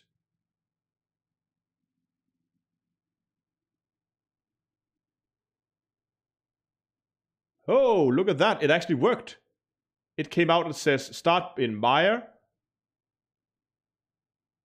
Go to hip. So go to 214. Hello! Something actually seems to work. The only guy that talks like not for the follow on Twitch. I think it actually worked. It created a route at least. We'll have to go in and verify that it kind of makes sense. But we can also put right route here. Hey, we're getting somewhere. Okay. So, now that we got a route, we need to go and... I need to go and steal some code from new.click, I think. Yeah. Global.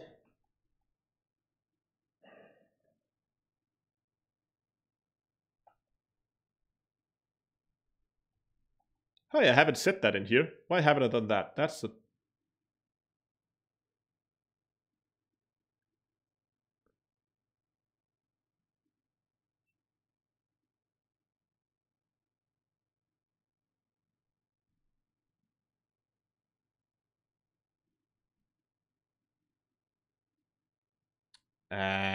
what the hell? Global.saved. Here we go. So open.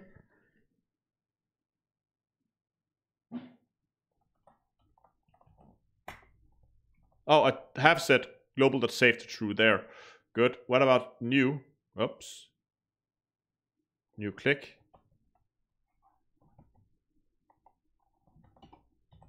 Saved. If not, global.saved. Blah, blah, blah.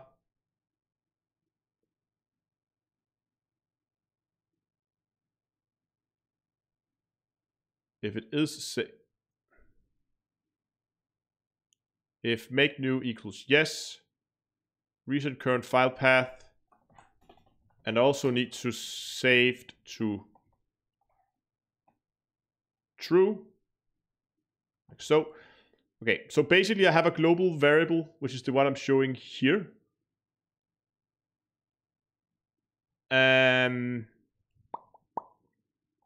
Which I mean, right now we could go, it doesn't really matter when we set it, but we just need to set it at a point where we know we are about to make a change to what's actually in the GUI.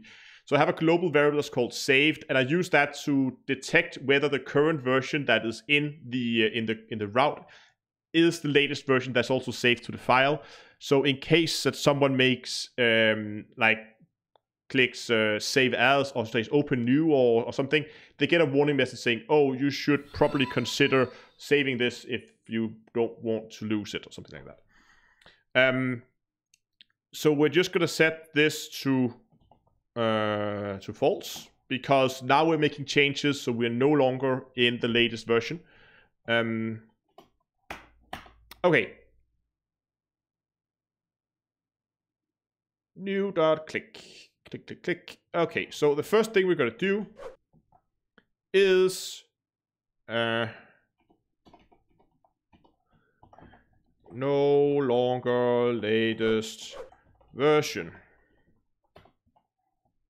And here we're going to go and we're going to clear data grid view. So next up, we're going to clear the info box where we had all the systems in. I'm gonna clear those, and then we are going to re-add the systems in the order they went before.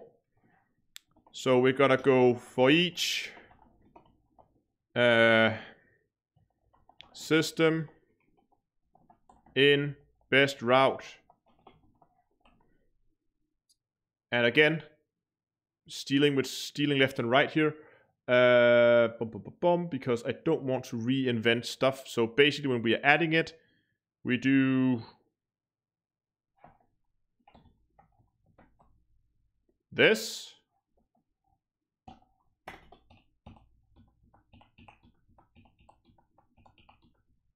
Oh, oh my god.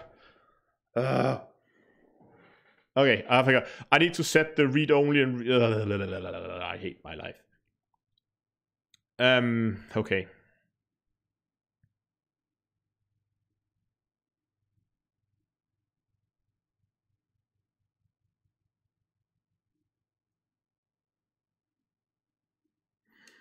Okay, let's just calculate a ton of variables before, now that we cleared it. Pull data for new row. Okay, so we're actually gonna do that. Okay, no, okay, fair enough. We're gonna do that in here. We're gonna pull data for new row. We're gonna go system name, name equals, I want this with a capital S. Not that it matters, it's not case sensitive anyway, but I like it that way. So system name dot, what did I call it? Name.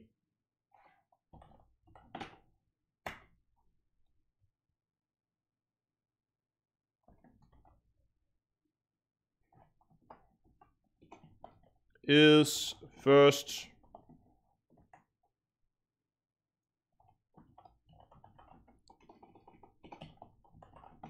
system.first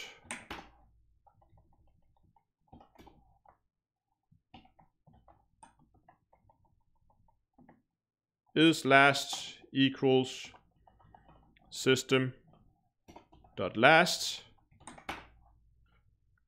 And all the way up here, we did already calculate a has first and has last. So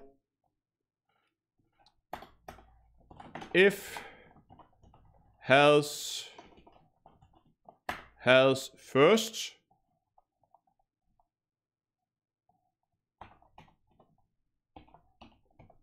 then start read only equals, oh, I don't have to do this. This is awesome.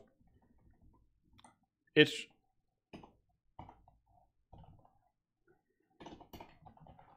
so if it has a first, it should, oh no, that's not right. Damn it. Okay, I have to do this. Can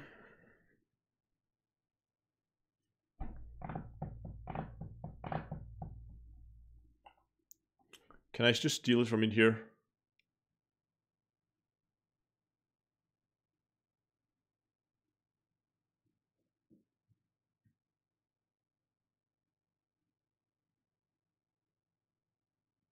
No, okay. I can't just steal it, damn it.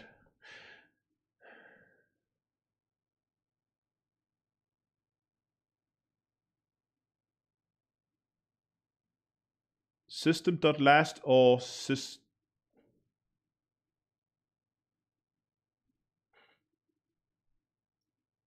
Oh yeah. Thank you. So the problem is I need to make sure that I make the rows read only. If there are other systems that's already checked. So I need to, yeah, I get it. Thank you. Okay, so if I default it to that read only, start read only equals, let's see, that false. I don't know if that's the clever way to do it. Otherwise, I'll change it. So Okay, so if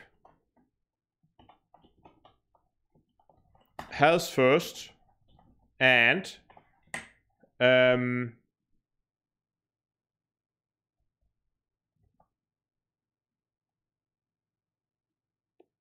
if it has first and it is the first,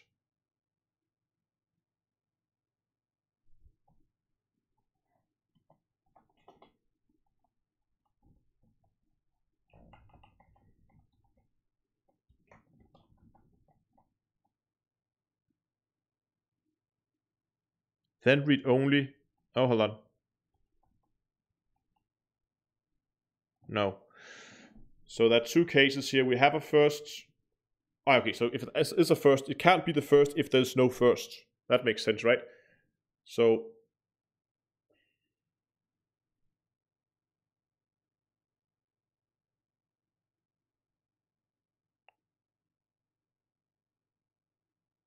yeah, okay. Here's what I'm gonna do. Gonna do it like this. I'm gonna go if has first, then read only er true, else read only is false.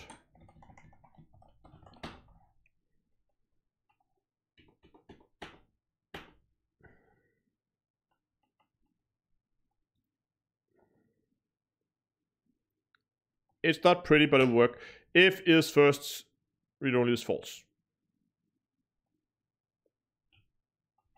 It's not pretty, but it'll work. It'll do it for now. I'll just put a comment here. Yes, yes, yes, I know. It's not pretty. Sue me. No.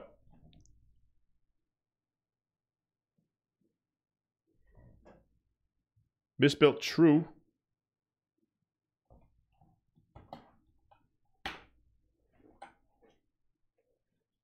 Thank you. So if has last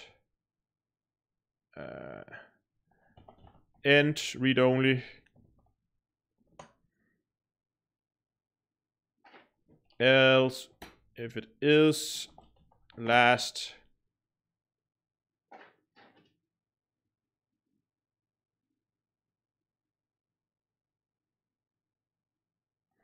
you know what, we could actually take this one and put it in here. Then it's a little bit prettier.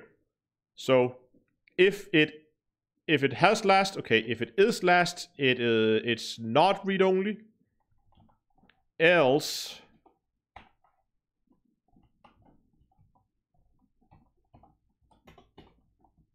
so if it's not the last system, but there is a last, it is in read only mode. But if there is no last, it's also okay. So this is a lot more pretty. It's a little bit more elegant.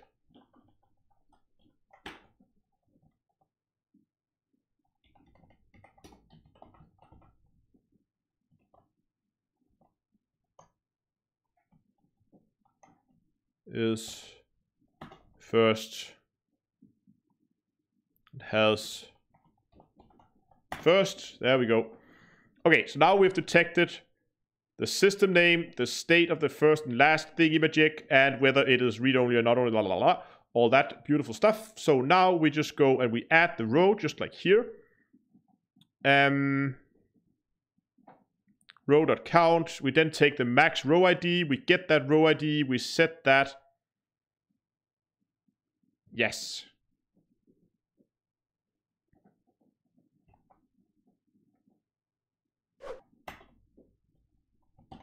Oops, no, stop that.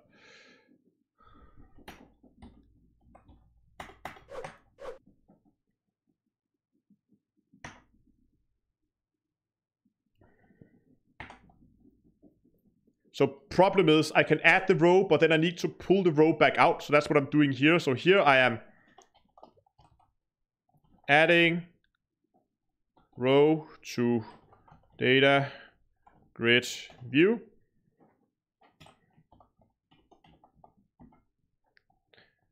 Finding row we just added. And here we go, setting.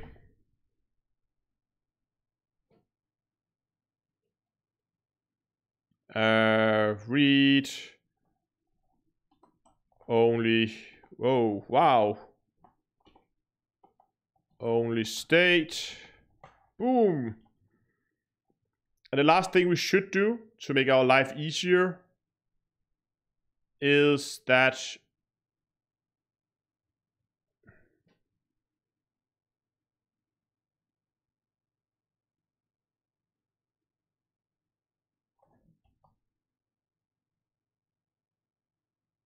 we need to also just quickly build the coordinates.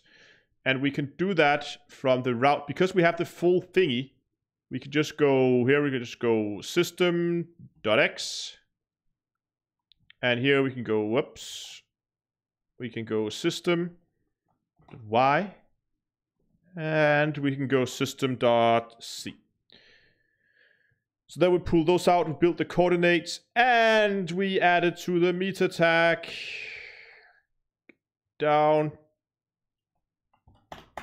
there. Boom.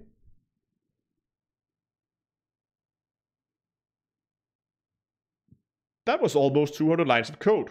That's not too bad. I did write some of it before we started, but only like until here. Still 100 lines. It's not bad. You know what? Let's try to run this to see what happens.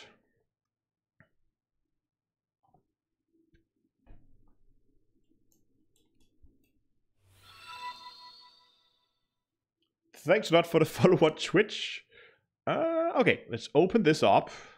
Let's get the trip. So here we have all the systems. We're going to optimize this route. It did a thing.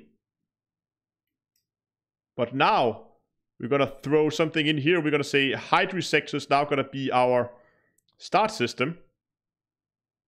Oh, it didn't set that. See, those disappeared. Oh, baha.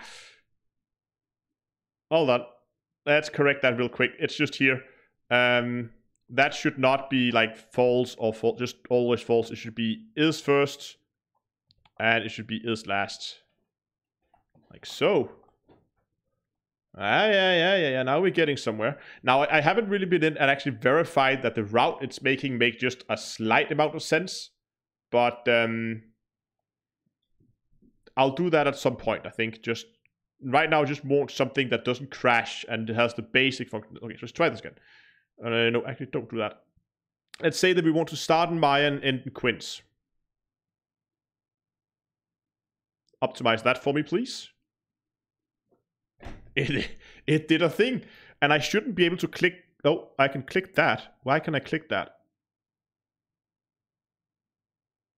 I can't click that. Can't click that. And these are read-only too. Okay, something is up with my read-only thing. It's clearly not working. So apart from the read-only thing, it seems to be kind of, I mean, it's setting it up in the right order. Should we do like a, okay, so where is hip?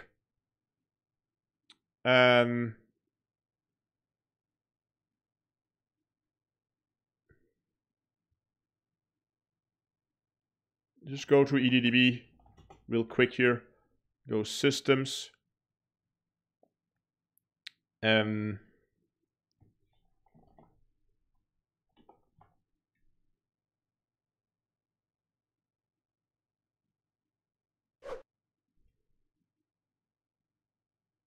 Oh, that's not what I want. I want that system there.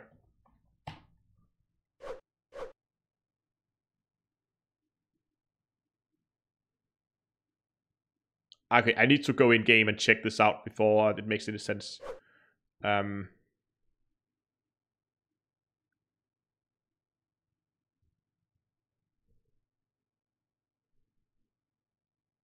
distances.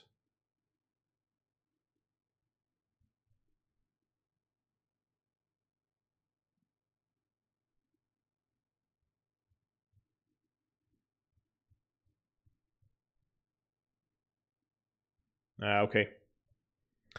I'll have to go and check that out in-game later. For now, let's just see if we could fix that that permission issue in there. What happens? Let's start making everything work that's supposed to work, and then let's try adding new functionality later. Okay, so what did we do wrong?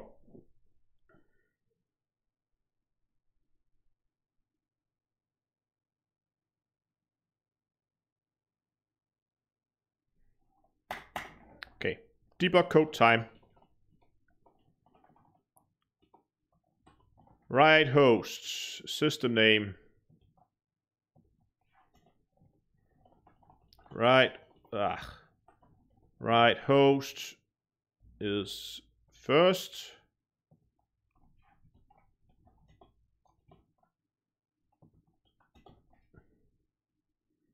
Start read only.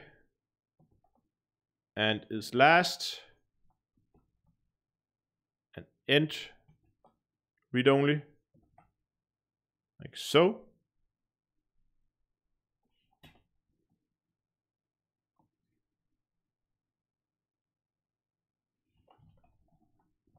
Read host.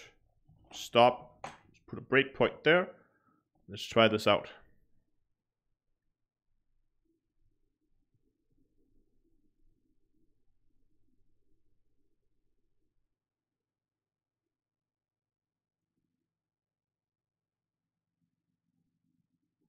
No. We want to go from Maya to Quince. No, let's just save this actually. There we go. Now it should have saved. That's actually quite interesting. If I'm gonna open it up now. Ha, it did. It's almost like I know what I'm doing. Optimize route. Oh, something crashed. The term dollar is not regular name is commanded. The function script command. Blah, blah, blah, blah. Where did it fail? It failed on 144. I deleted something I shouldn't have deleted. I did? Didn't I? Yeah, I did.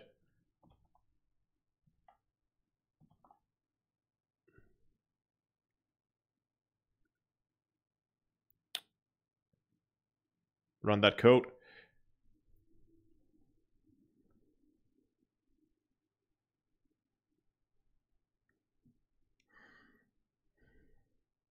Open. Trip. Optimize. Yes, please do. Oh, what?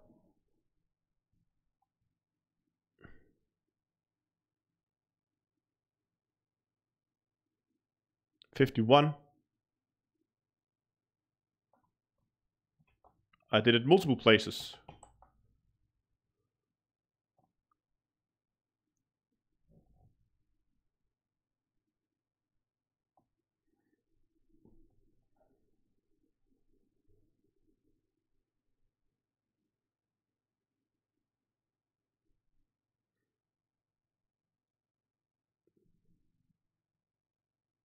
Okay, so here we have the Maya system. Is it the first? True. Is it false and false? That is correct. So it is the first and it should not be read-only. It's not the last, so it should be read-only.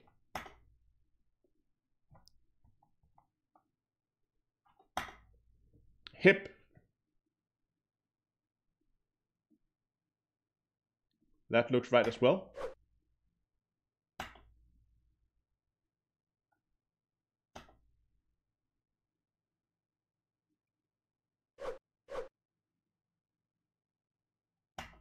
It looks right.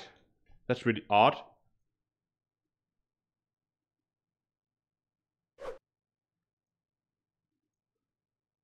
It's like it's not set right down here.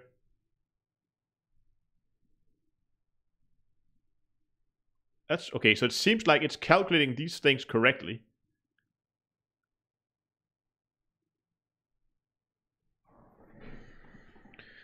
Okay, let's try to go down here and let's investigate this.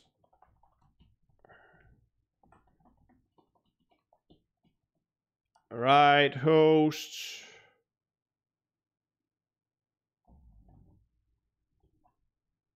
System name.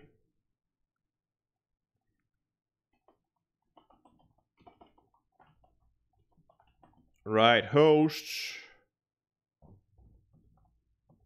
New row dot cell 0 dot value.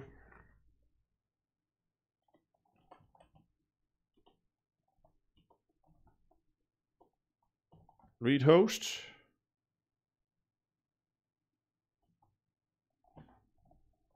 Stop.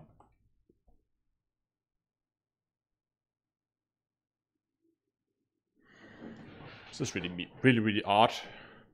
Oh, I know. Stop. Hold your horses. I know.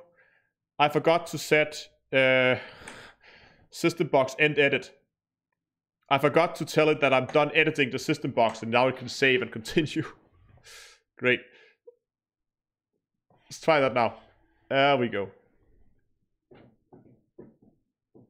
Because it basically goes into editing mode, and as soon as I begin making changes, I need to tell it when I'm done making changes so that it will commit the changes. So if I go up to my route now, Maya, bam, bam, bam, bam, bam.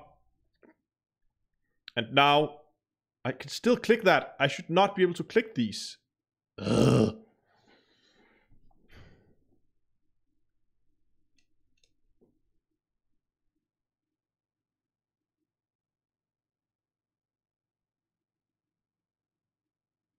It's like it's inverted.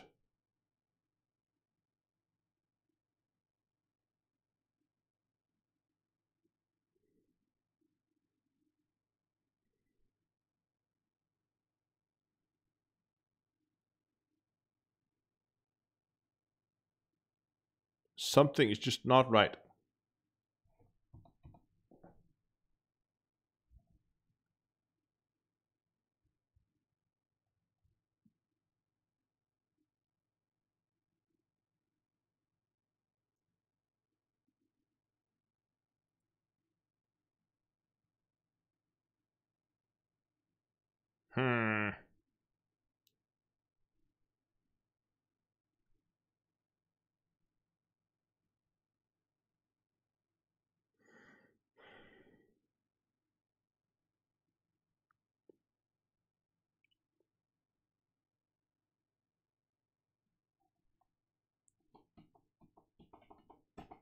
Did I fail in my logic again somehow? So if we have a first system and if we have a first system and it is the first system, the read-only should be false. It should not be read-only. But if we have a first and it is not the first system, it should be read-only. If we do not have a first system, read-only should be false. So that is correct. I don't get what's going on, I must admit.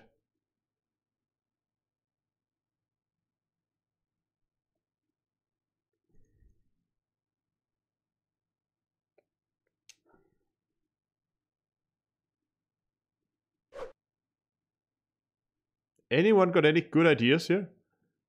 Start read-only, end read-only.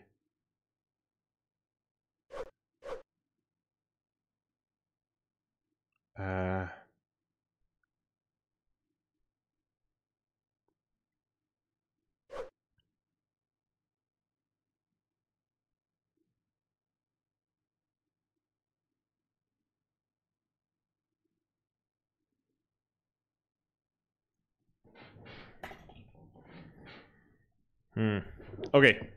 Okay. Here's what we're gonna do.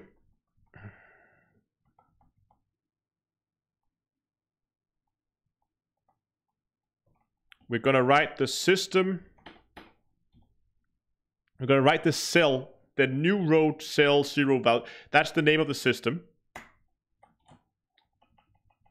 And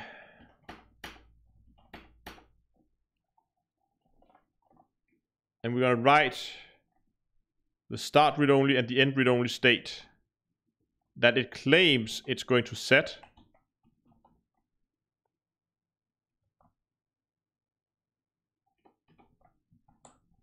Like so. And then we can go in and verify that the functionality is the same as this, what it's saying. Otherwise, the problem must be down in this area here.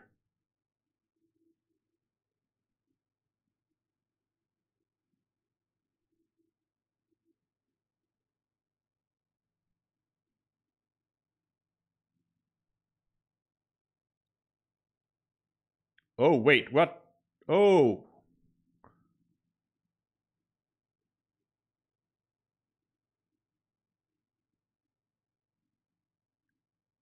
Why is this? Oh. If I put an N here and an N here, I think we're in business. So it says read only and not read only.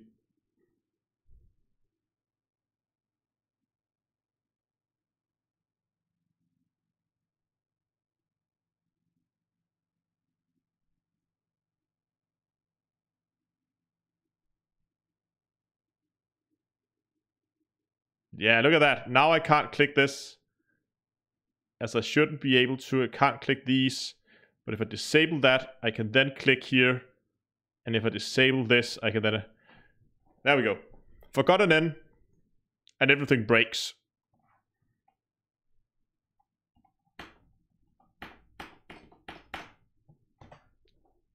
Done deal.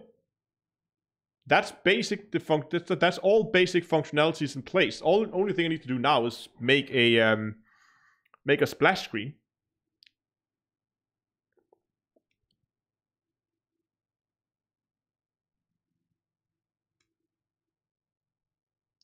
It's pretty much done now. I just want that splash screen in, and there's some other fine tunings, like remove some of the like that system 500s there. Don't need that file anymore. And it's basic cleanups here and there. But other than that, it's pretty much good to go now.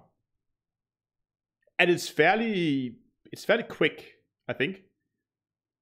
Let's try to add just like all the engineers.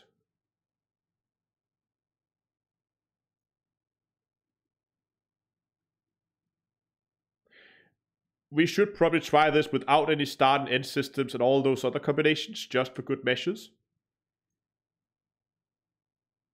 But I'm just gonna try to stress test this a little bit and just add like everything.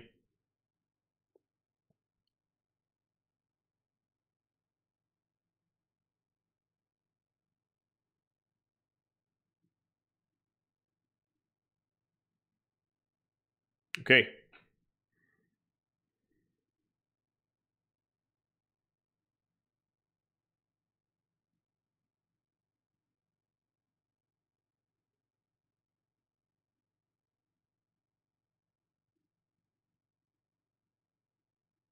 Damn it, that was quick. Are you kidding me?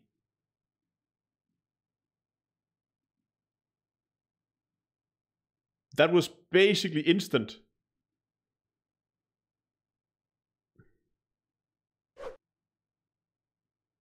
See, it have a tendency to always... That's actually pretty nice. Look at this. If I don't have any start and end systems, it have a tendency to always put Maya at either end. That's because Maya is like way out in the middle of nowhere. So it don't want to go and do the out to Maya and back again route. But now I want to test something. What if I put Maya as both start and end system?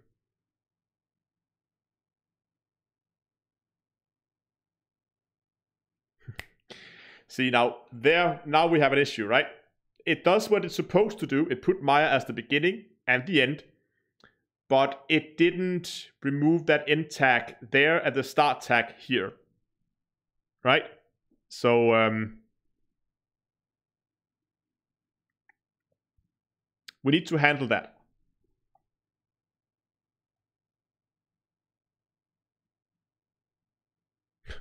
Okay, let's fix that. That's a good thing to fix. So we need to handle the case where... Oh, sorry, Noodle asked on... That's actually... Oh, it's only a minute ago. He asked on Twitch, is this a personal project or a tool for players? This is definitely something that's going to be released to the public once the bugs has been ironed out. Just the bug, like the bug we just discovered.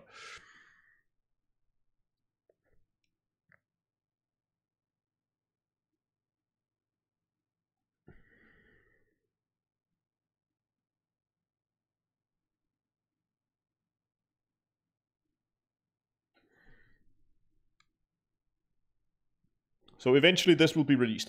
Okay, so I'm just thinking, how do we solve that problem? So we can easily test if it is that situation. Good evening and welcome to the stream, Rainbow Boy.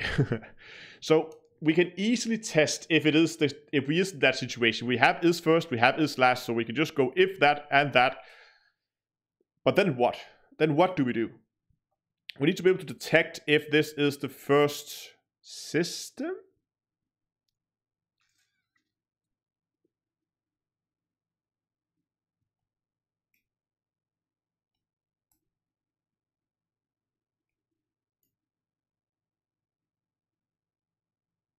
How do we do that? Okay, so is it something like oh,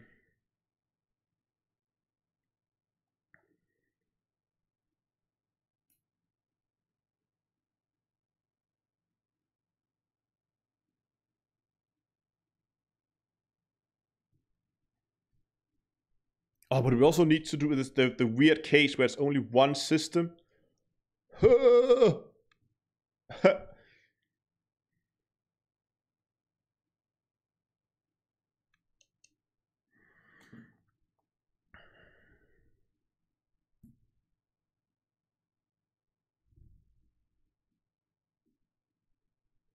Yeah, we could easily compare first. The testing for it is easy because we have that information right here.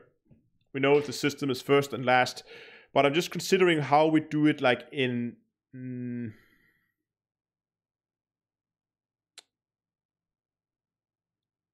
I'm considering doing something like best, like a la systems in best route equals best systems dot count and first system equals true.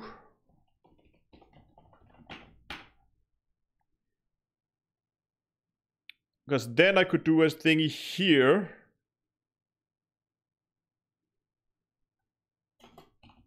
where we go if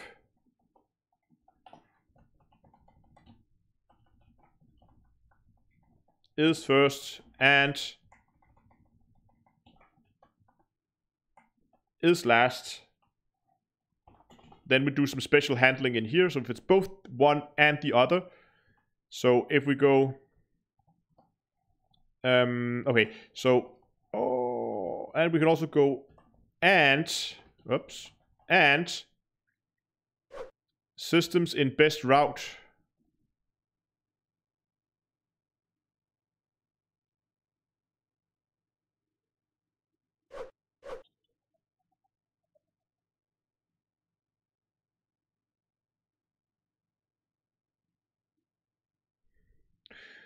So if first and last and system in route.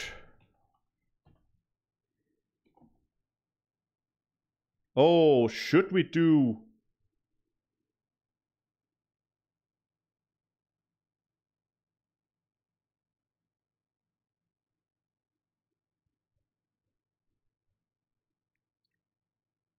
You know what? I'm gonna do one up here, way up in the beginning.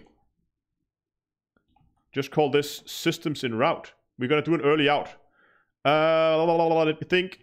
So if do run, no.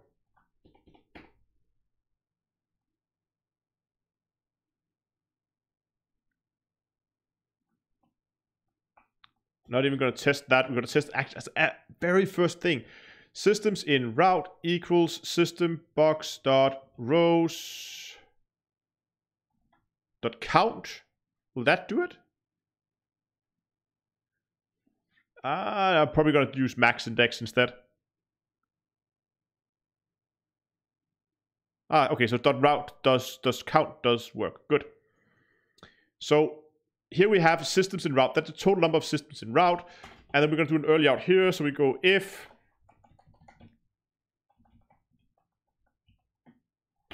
systems in route greater than 1,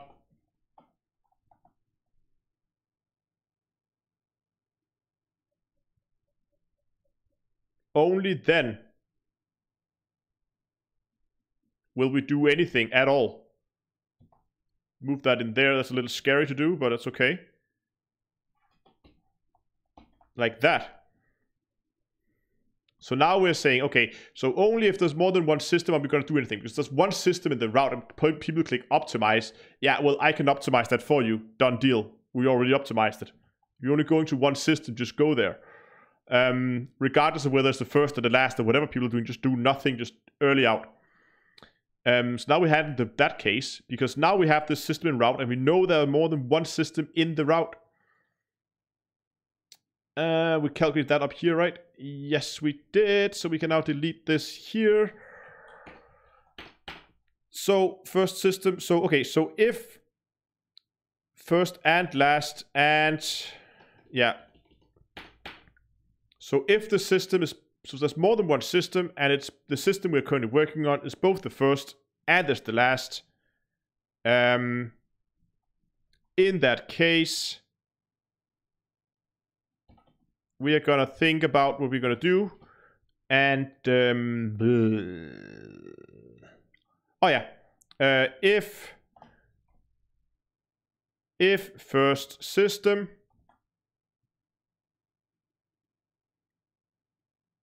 if first system then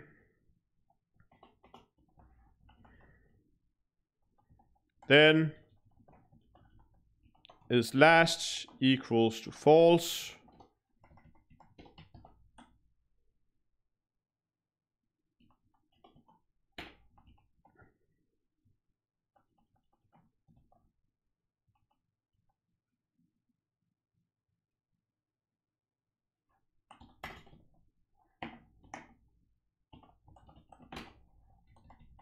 Set that to false down there when we loop once. So if the first system then is last, so that handled the first case, and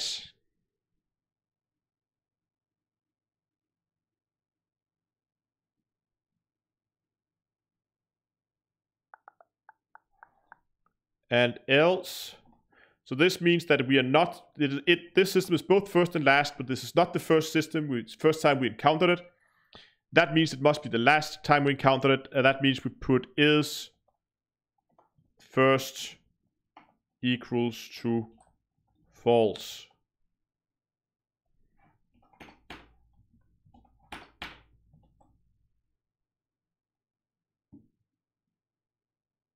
Let's see if that works. If it does, then the last thing we really need is the splash screen. So we're going to use this route again. We're going to say quince is both our start and end. Optimize that. Boom! Look at that. Wonderful. And all this is like, this is not, no, we can't click here. I can't click here. I can't click there or there. And yes, it's working. Damn, that's nice. Okay, let's do something else. Do something silly. Yes, I want to continue.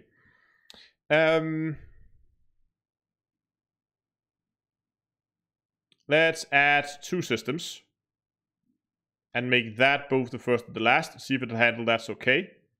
Boom, okay. Yes, continue. What if we had just 1 system, which is both the first and the last? Then it should also just optimize and everything is beautiful. And if we add the same system twice, oh, how does it handle that? Boom. Oh, it didn't like that. What happened there? Uh-oh. What?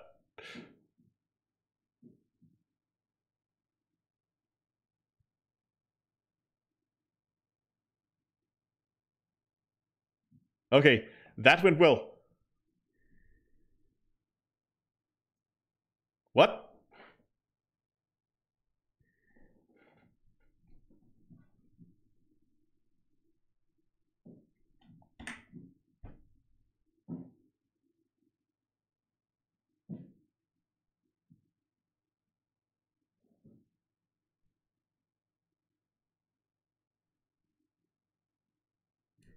What?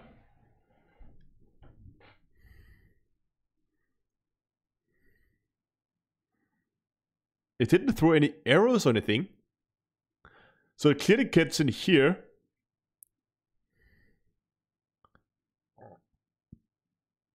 But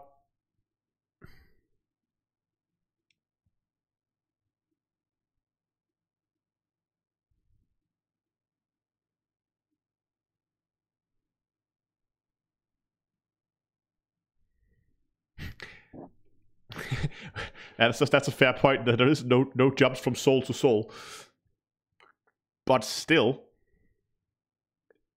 I would have expected if it just collapsed to 1 system, if it kept it as 2, but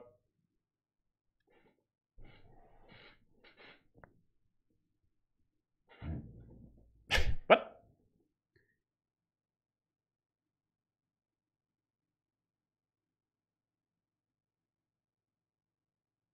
Oh, hold on. Is this a general thing? Hold on, let me try something here. I'm not sure this is I don't think it necessarily because it's the same system.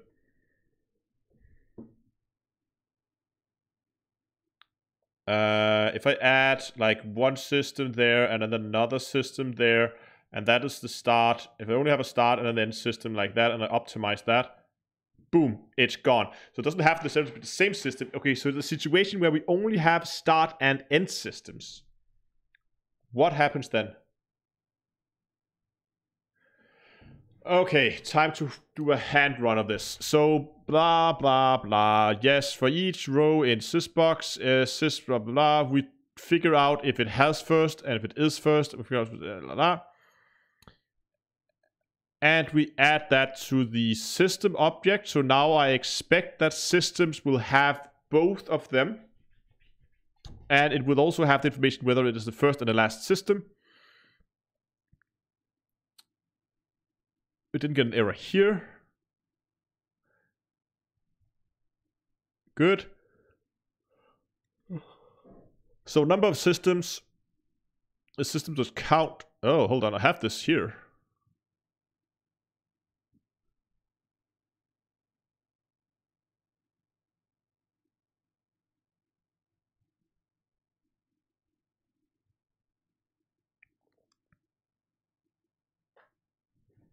I guess I here could just go systems in route.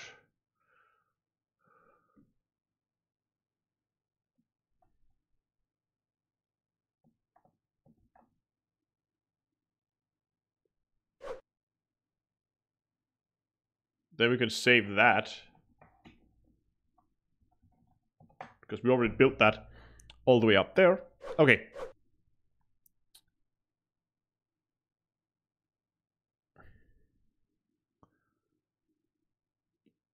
So it's built the matrix, and that is probably good. If it has the first, okay, so we have has first is systems where first equals true. Yes, we do have that. This is PowerShell. So it's not as much a language as a shell kind of thing. And if it has last, then so we add those to the route. Loop systems is then null, meaning that this loop.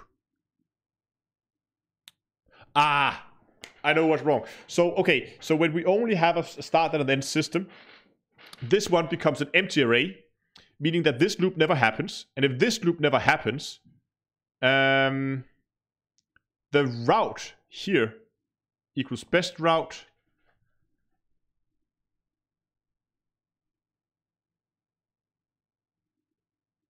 I know what's wrong. The problem is I'm using best route here, but I should use route. Because I use best route, but best route will never be defined because this loop is never activated. And then we never go into this loop, meaning we're never going to add anything again, but we do clear it, which we do outside that loop. But I should use route instead, right? Because that is the route we are going to use. This is when we're building on, constantly updating route. So that'd be the best route yet. So that's the mistake. Now it works. Minor mistake. Minor mistake.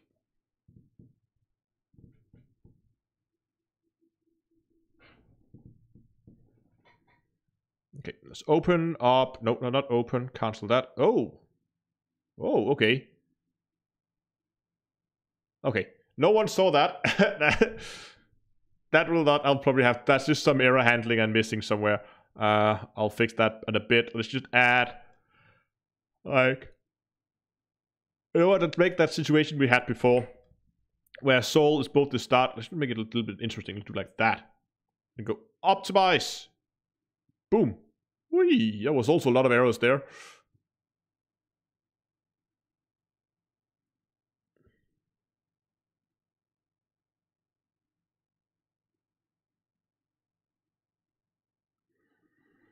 Hello, sir, and welcome to the stream. Okay, so there are some errors here and there. They're not catastrophic, it seems, but it's not pretty either. So there's some stuff here that needs to be handled a little bit prettier, I think. But that's bug fixing.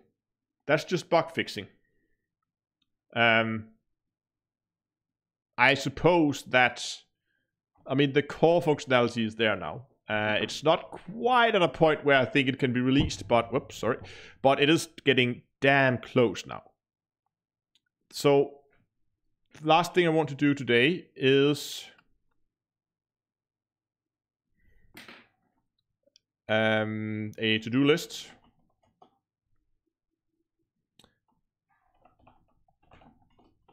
We have an error.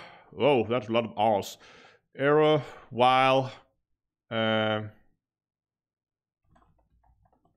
canceling open. We have an error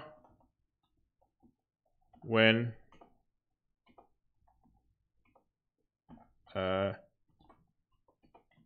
Sol and Sol start and end. There we go. Shoot the box. So those are the two bugs that we know of right now.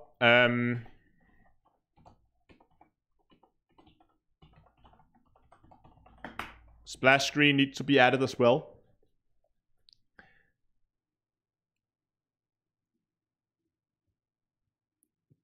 And then, of course, the console. But disabling the console output is pretty straightforward. I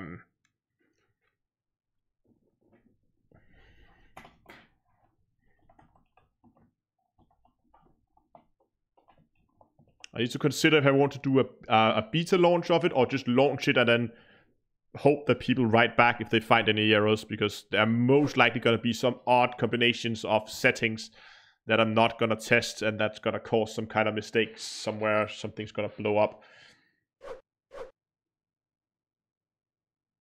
Exactly. Splash screens are always nice to have.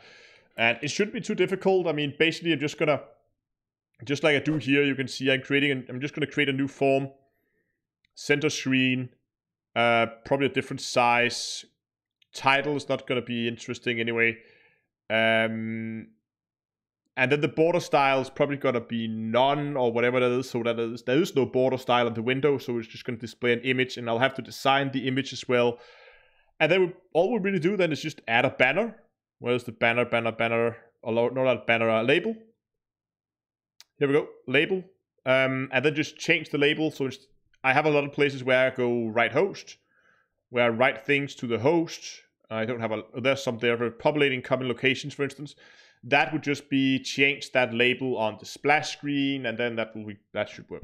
So that's not a huge problem, I think. And then of course I just have to make sure that before I go and actually display this form dialog that I closed the other one.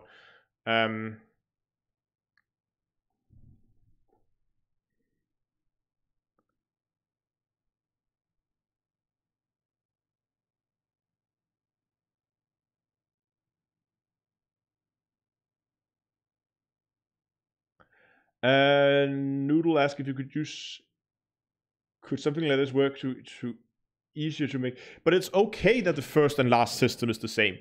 I could see a situation where, let's say that I'm sitting in Shinrata Desra and I want to go around and visit all the engineers, or a long list of engineers. In that case, I'm going to show you a use case for it here, right? And that use case should work.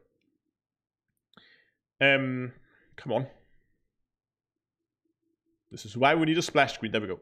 So let's say that I'm sitting in Shinrata Desra, and I need to go and visit. I'm just going to pick a few engineers here. Fasir, not Laurie Jameson, Ramtar maybe, Bota Quinn. I want to visit him as well. And let's say these are the systems, but I want to start in Shinrata Desra. I want to come back there at the end of the day because I don't want to end up somewhere in the middle of nowhere and have to fly 200 light years back. Then it does not really a realistic shortest route. The shortest route is from where I start and come back. So this is a situation where I'm sitting in Shinrata, I'm going to visit a few engineers, and then I want to come back. So I can go and optimize that route. A lot of stuff didn't work.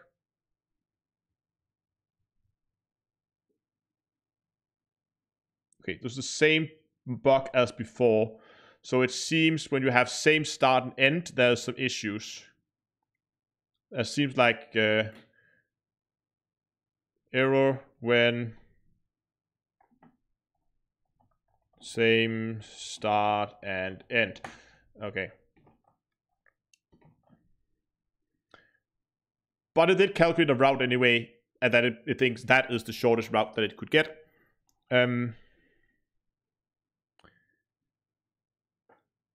And yeah, that's actually pretty good. People asking how's the shortest route found. I've implemented a very, very simple version of, let me move my microphone here a bit. I've implemented a very, very simple version of the traveling salesman algorithm. It is by no means a algorithm that ensures that we found the shortest route, but it is blisteringly fast. That means that even when we have something like normally these brute force methods where you test every single combination, they will begin to struggle when you begin to hit 20 systems. Now we can easily try to add 20 systems to this and it will not even care. It will still do it like that. And I would rather have something that performs really, really well and really just is snappy and easy to use rather than something that takes time where you have to sit and wait.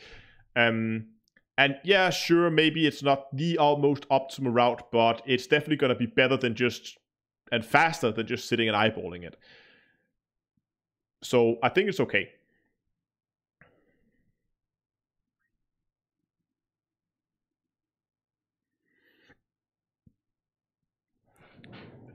Okay, so Jeff asks, do we get copyrights? So as I said at the start of the stream, this is going to be open source once it goes live, meaning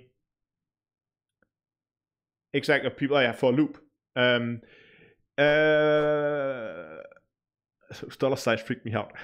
So it is going to be open source. That means that you're going to get access to all the source code if you like. And you are free to make alterations to it if you have anything you want to change. The only thing that I ask is that if you make alterations to it and decide to send it out to, let's say you have a special need for something. Let's say you want to add more stuff here in the common locations that you need for your specific faction. Maybe your home system for your player faction, maybe some places else that you often use. You can add them in here. Let's say you want to make a group here for let's say money making places or something like that. You can do that, and you're free to do so, and you're free to distribute that version of it amongst the people you play with. But the only thing that I ask is that when this goes live, that you leave the Patreon and PayPal links down here at the bottom. This is the only way that I'm monetizing this. This tool's gonna be completely free, so that's the only thing that I ask. That you leave that down there, maybe leave the banner at the top. You can make alterations to it, but leave the general structure of it as it is.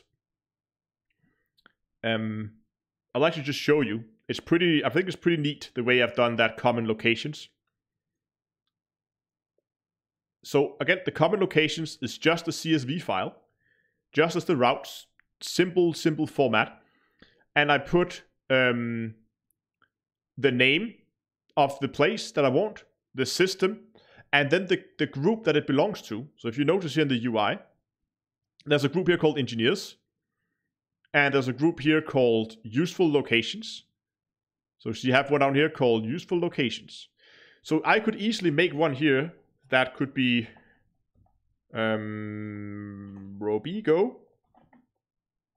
Let's call this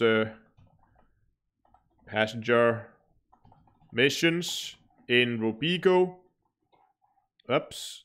And this would be money making. Like so, right? So just save that, and next time I execute this, if I did it right,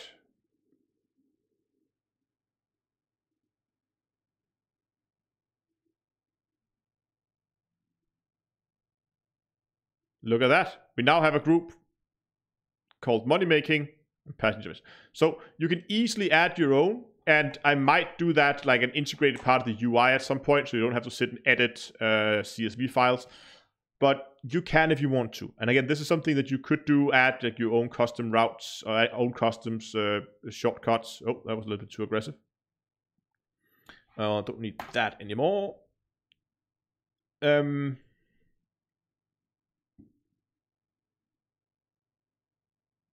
There we go, and minimize that a bit. Okay.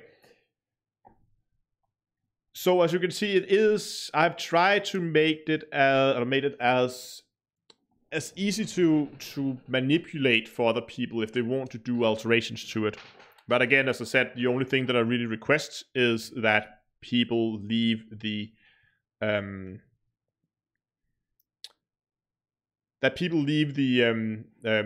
links for Patreon and PayPal, that kind of stuff in there. And that's pretty much it. But I think I'm gonna call it for now. It got pretty far. I mean, it's pretty much, I wouldn't call it MVP yet, but it's getting there. Again, there's a few bugs that we had here in the to-do list that I'll have to fix and have to iron out just to make everything run a little bit smoother, but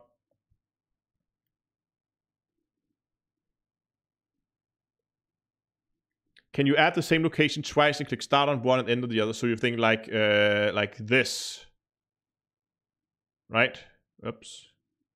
Let's put this over here. You can see how many mistakes we get. Boom. Yeah, so that doesn't like that. There's something when you have, and this is if you look in the system here, no, to-do list.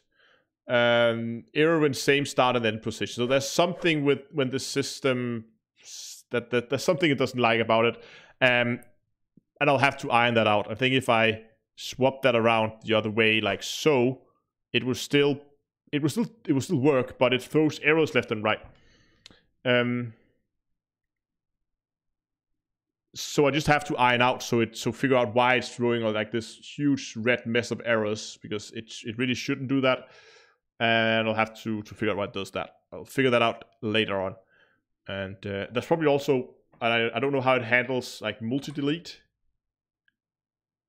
Let's try to add a few systems here.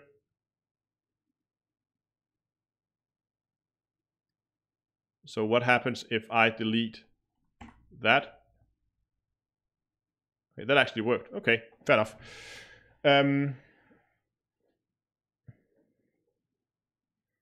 Yeah. So there's a few bugs to iron out, but that I will probably look into over the next couple of days and then see where it all goes.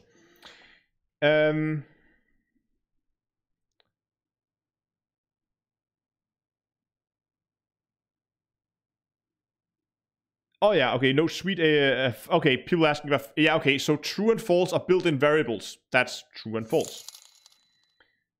Oh, Commander O'Brien, thanks a lot for the for the €1 donation or €1 pledge on Patreon. Awesome stuff.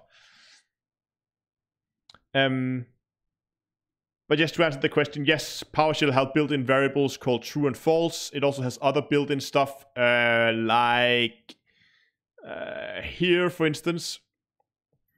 You can see I'm doing a if some system metadata content. I'm reading some content off a web request, and I do a match, which they basically let me match to a regular expression, as you can see here.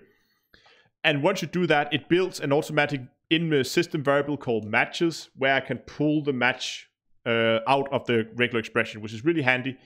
But again, yes, this is like stuff that it does natively.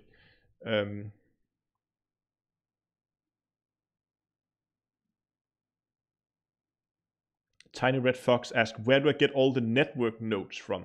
What network nodes?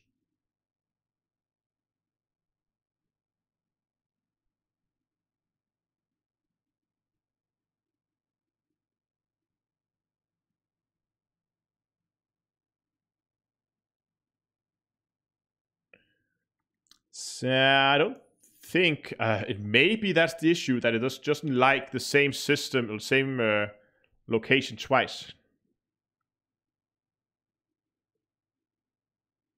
That's actually a good question. Let's just quickly test that. So we add Sol, we add somewhere else, and then we add a system twice, and let's say that's the start and that's the end. Gotta make sure that you guys can actually see this. Whoop, there we go. Let's try to optimize that. Yeah. So it definitely didn't like that. And if I delete this,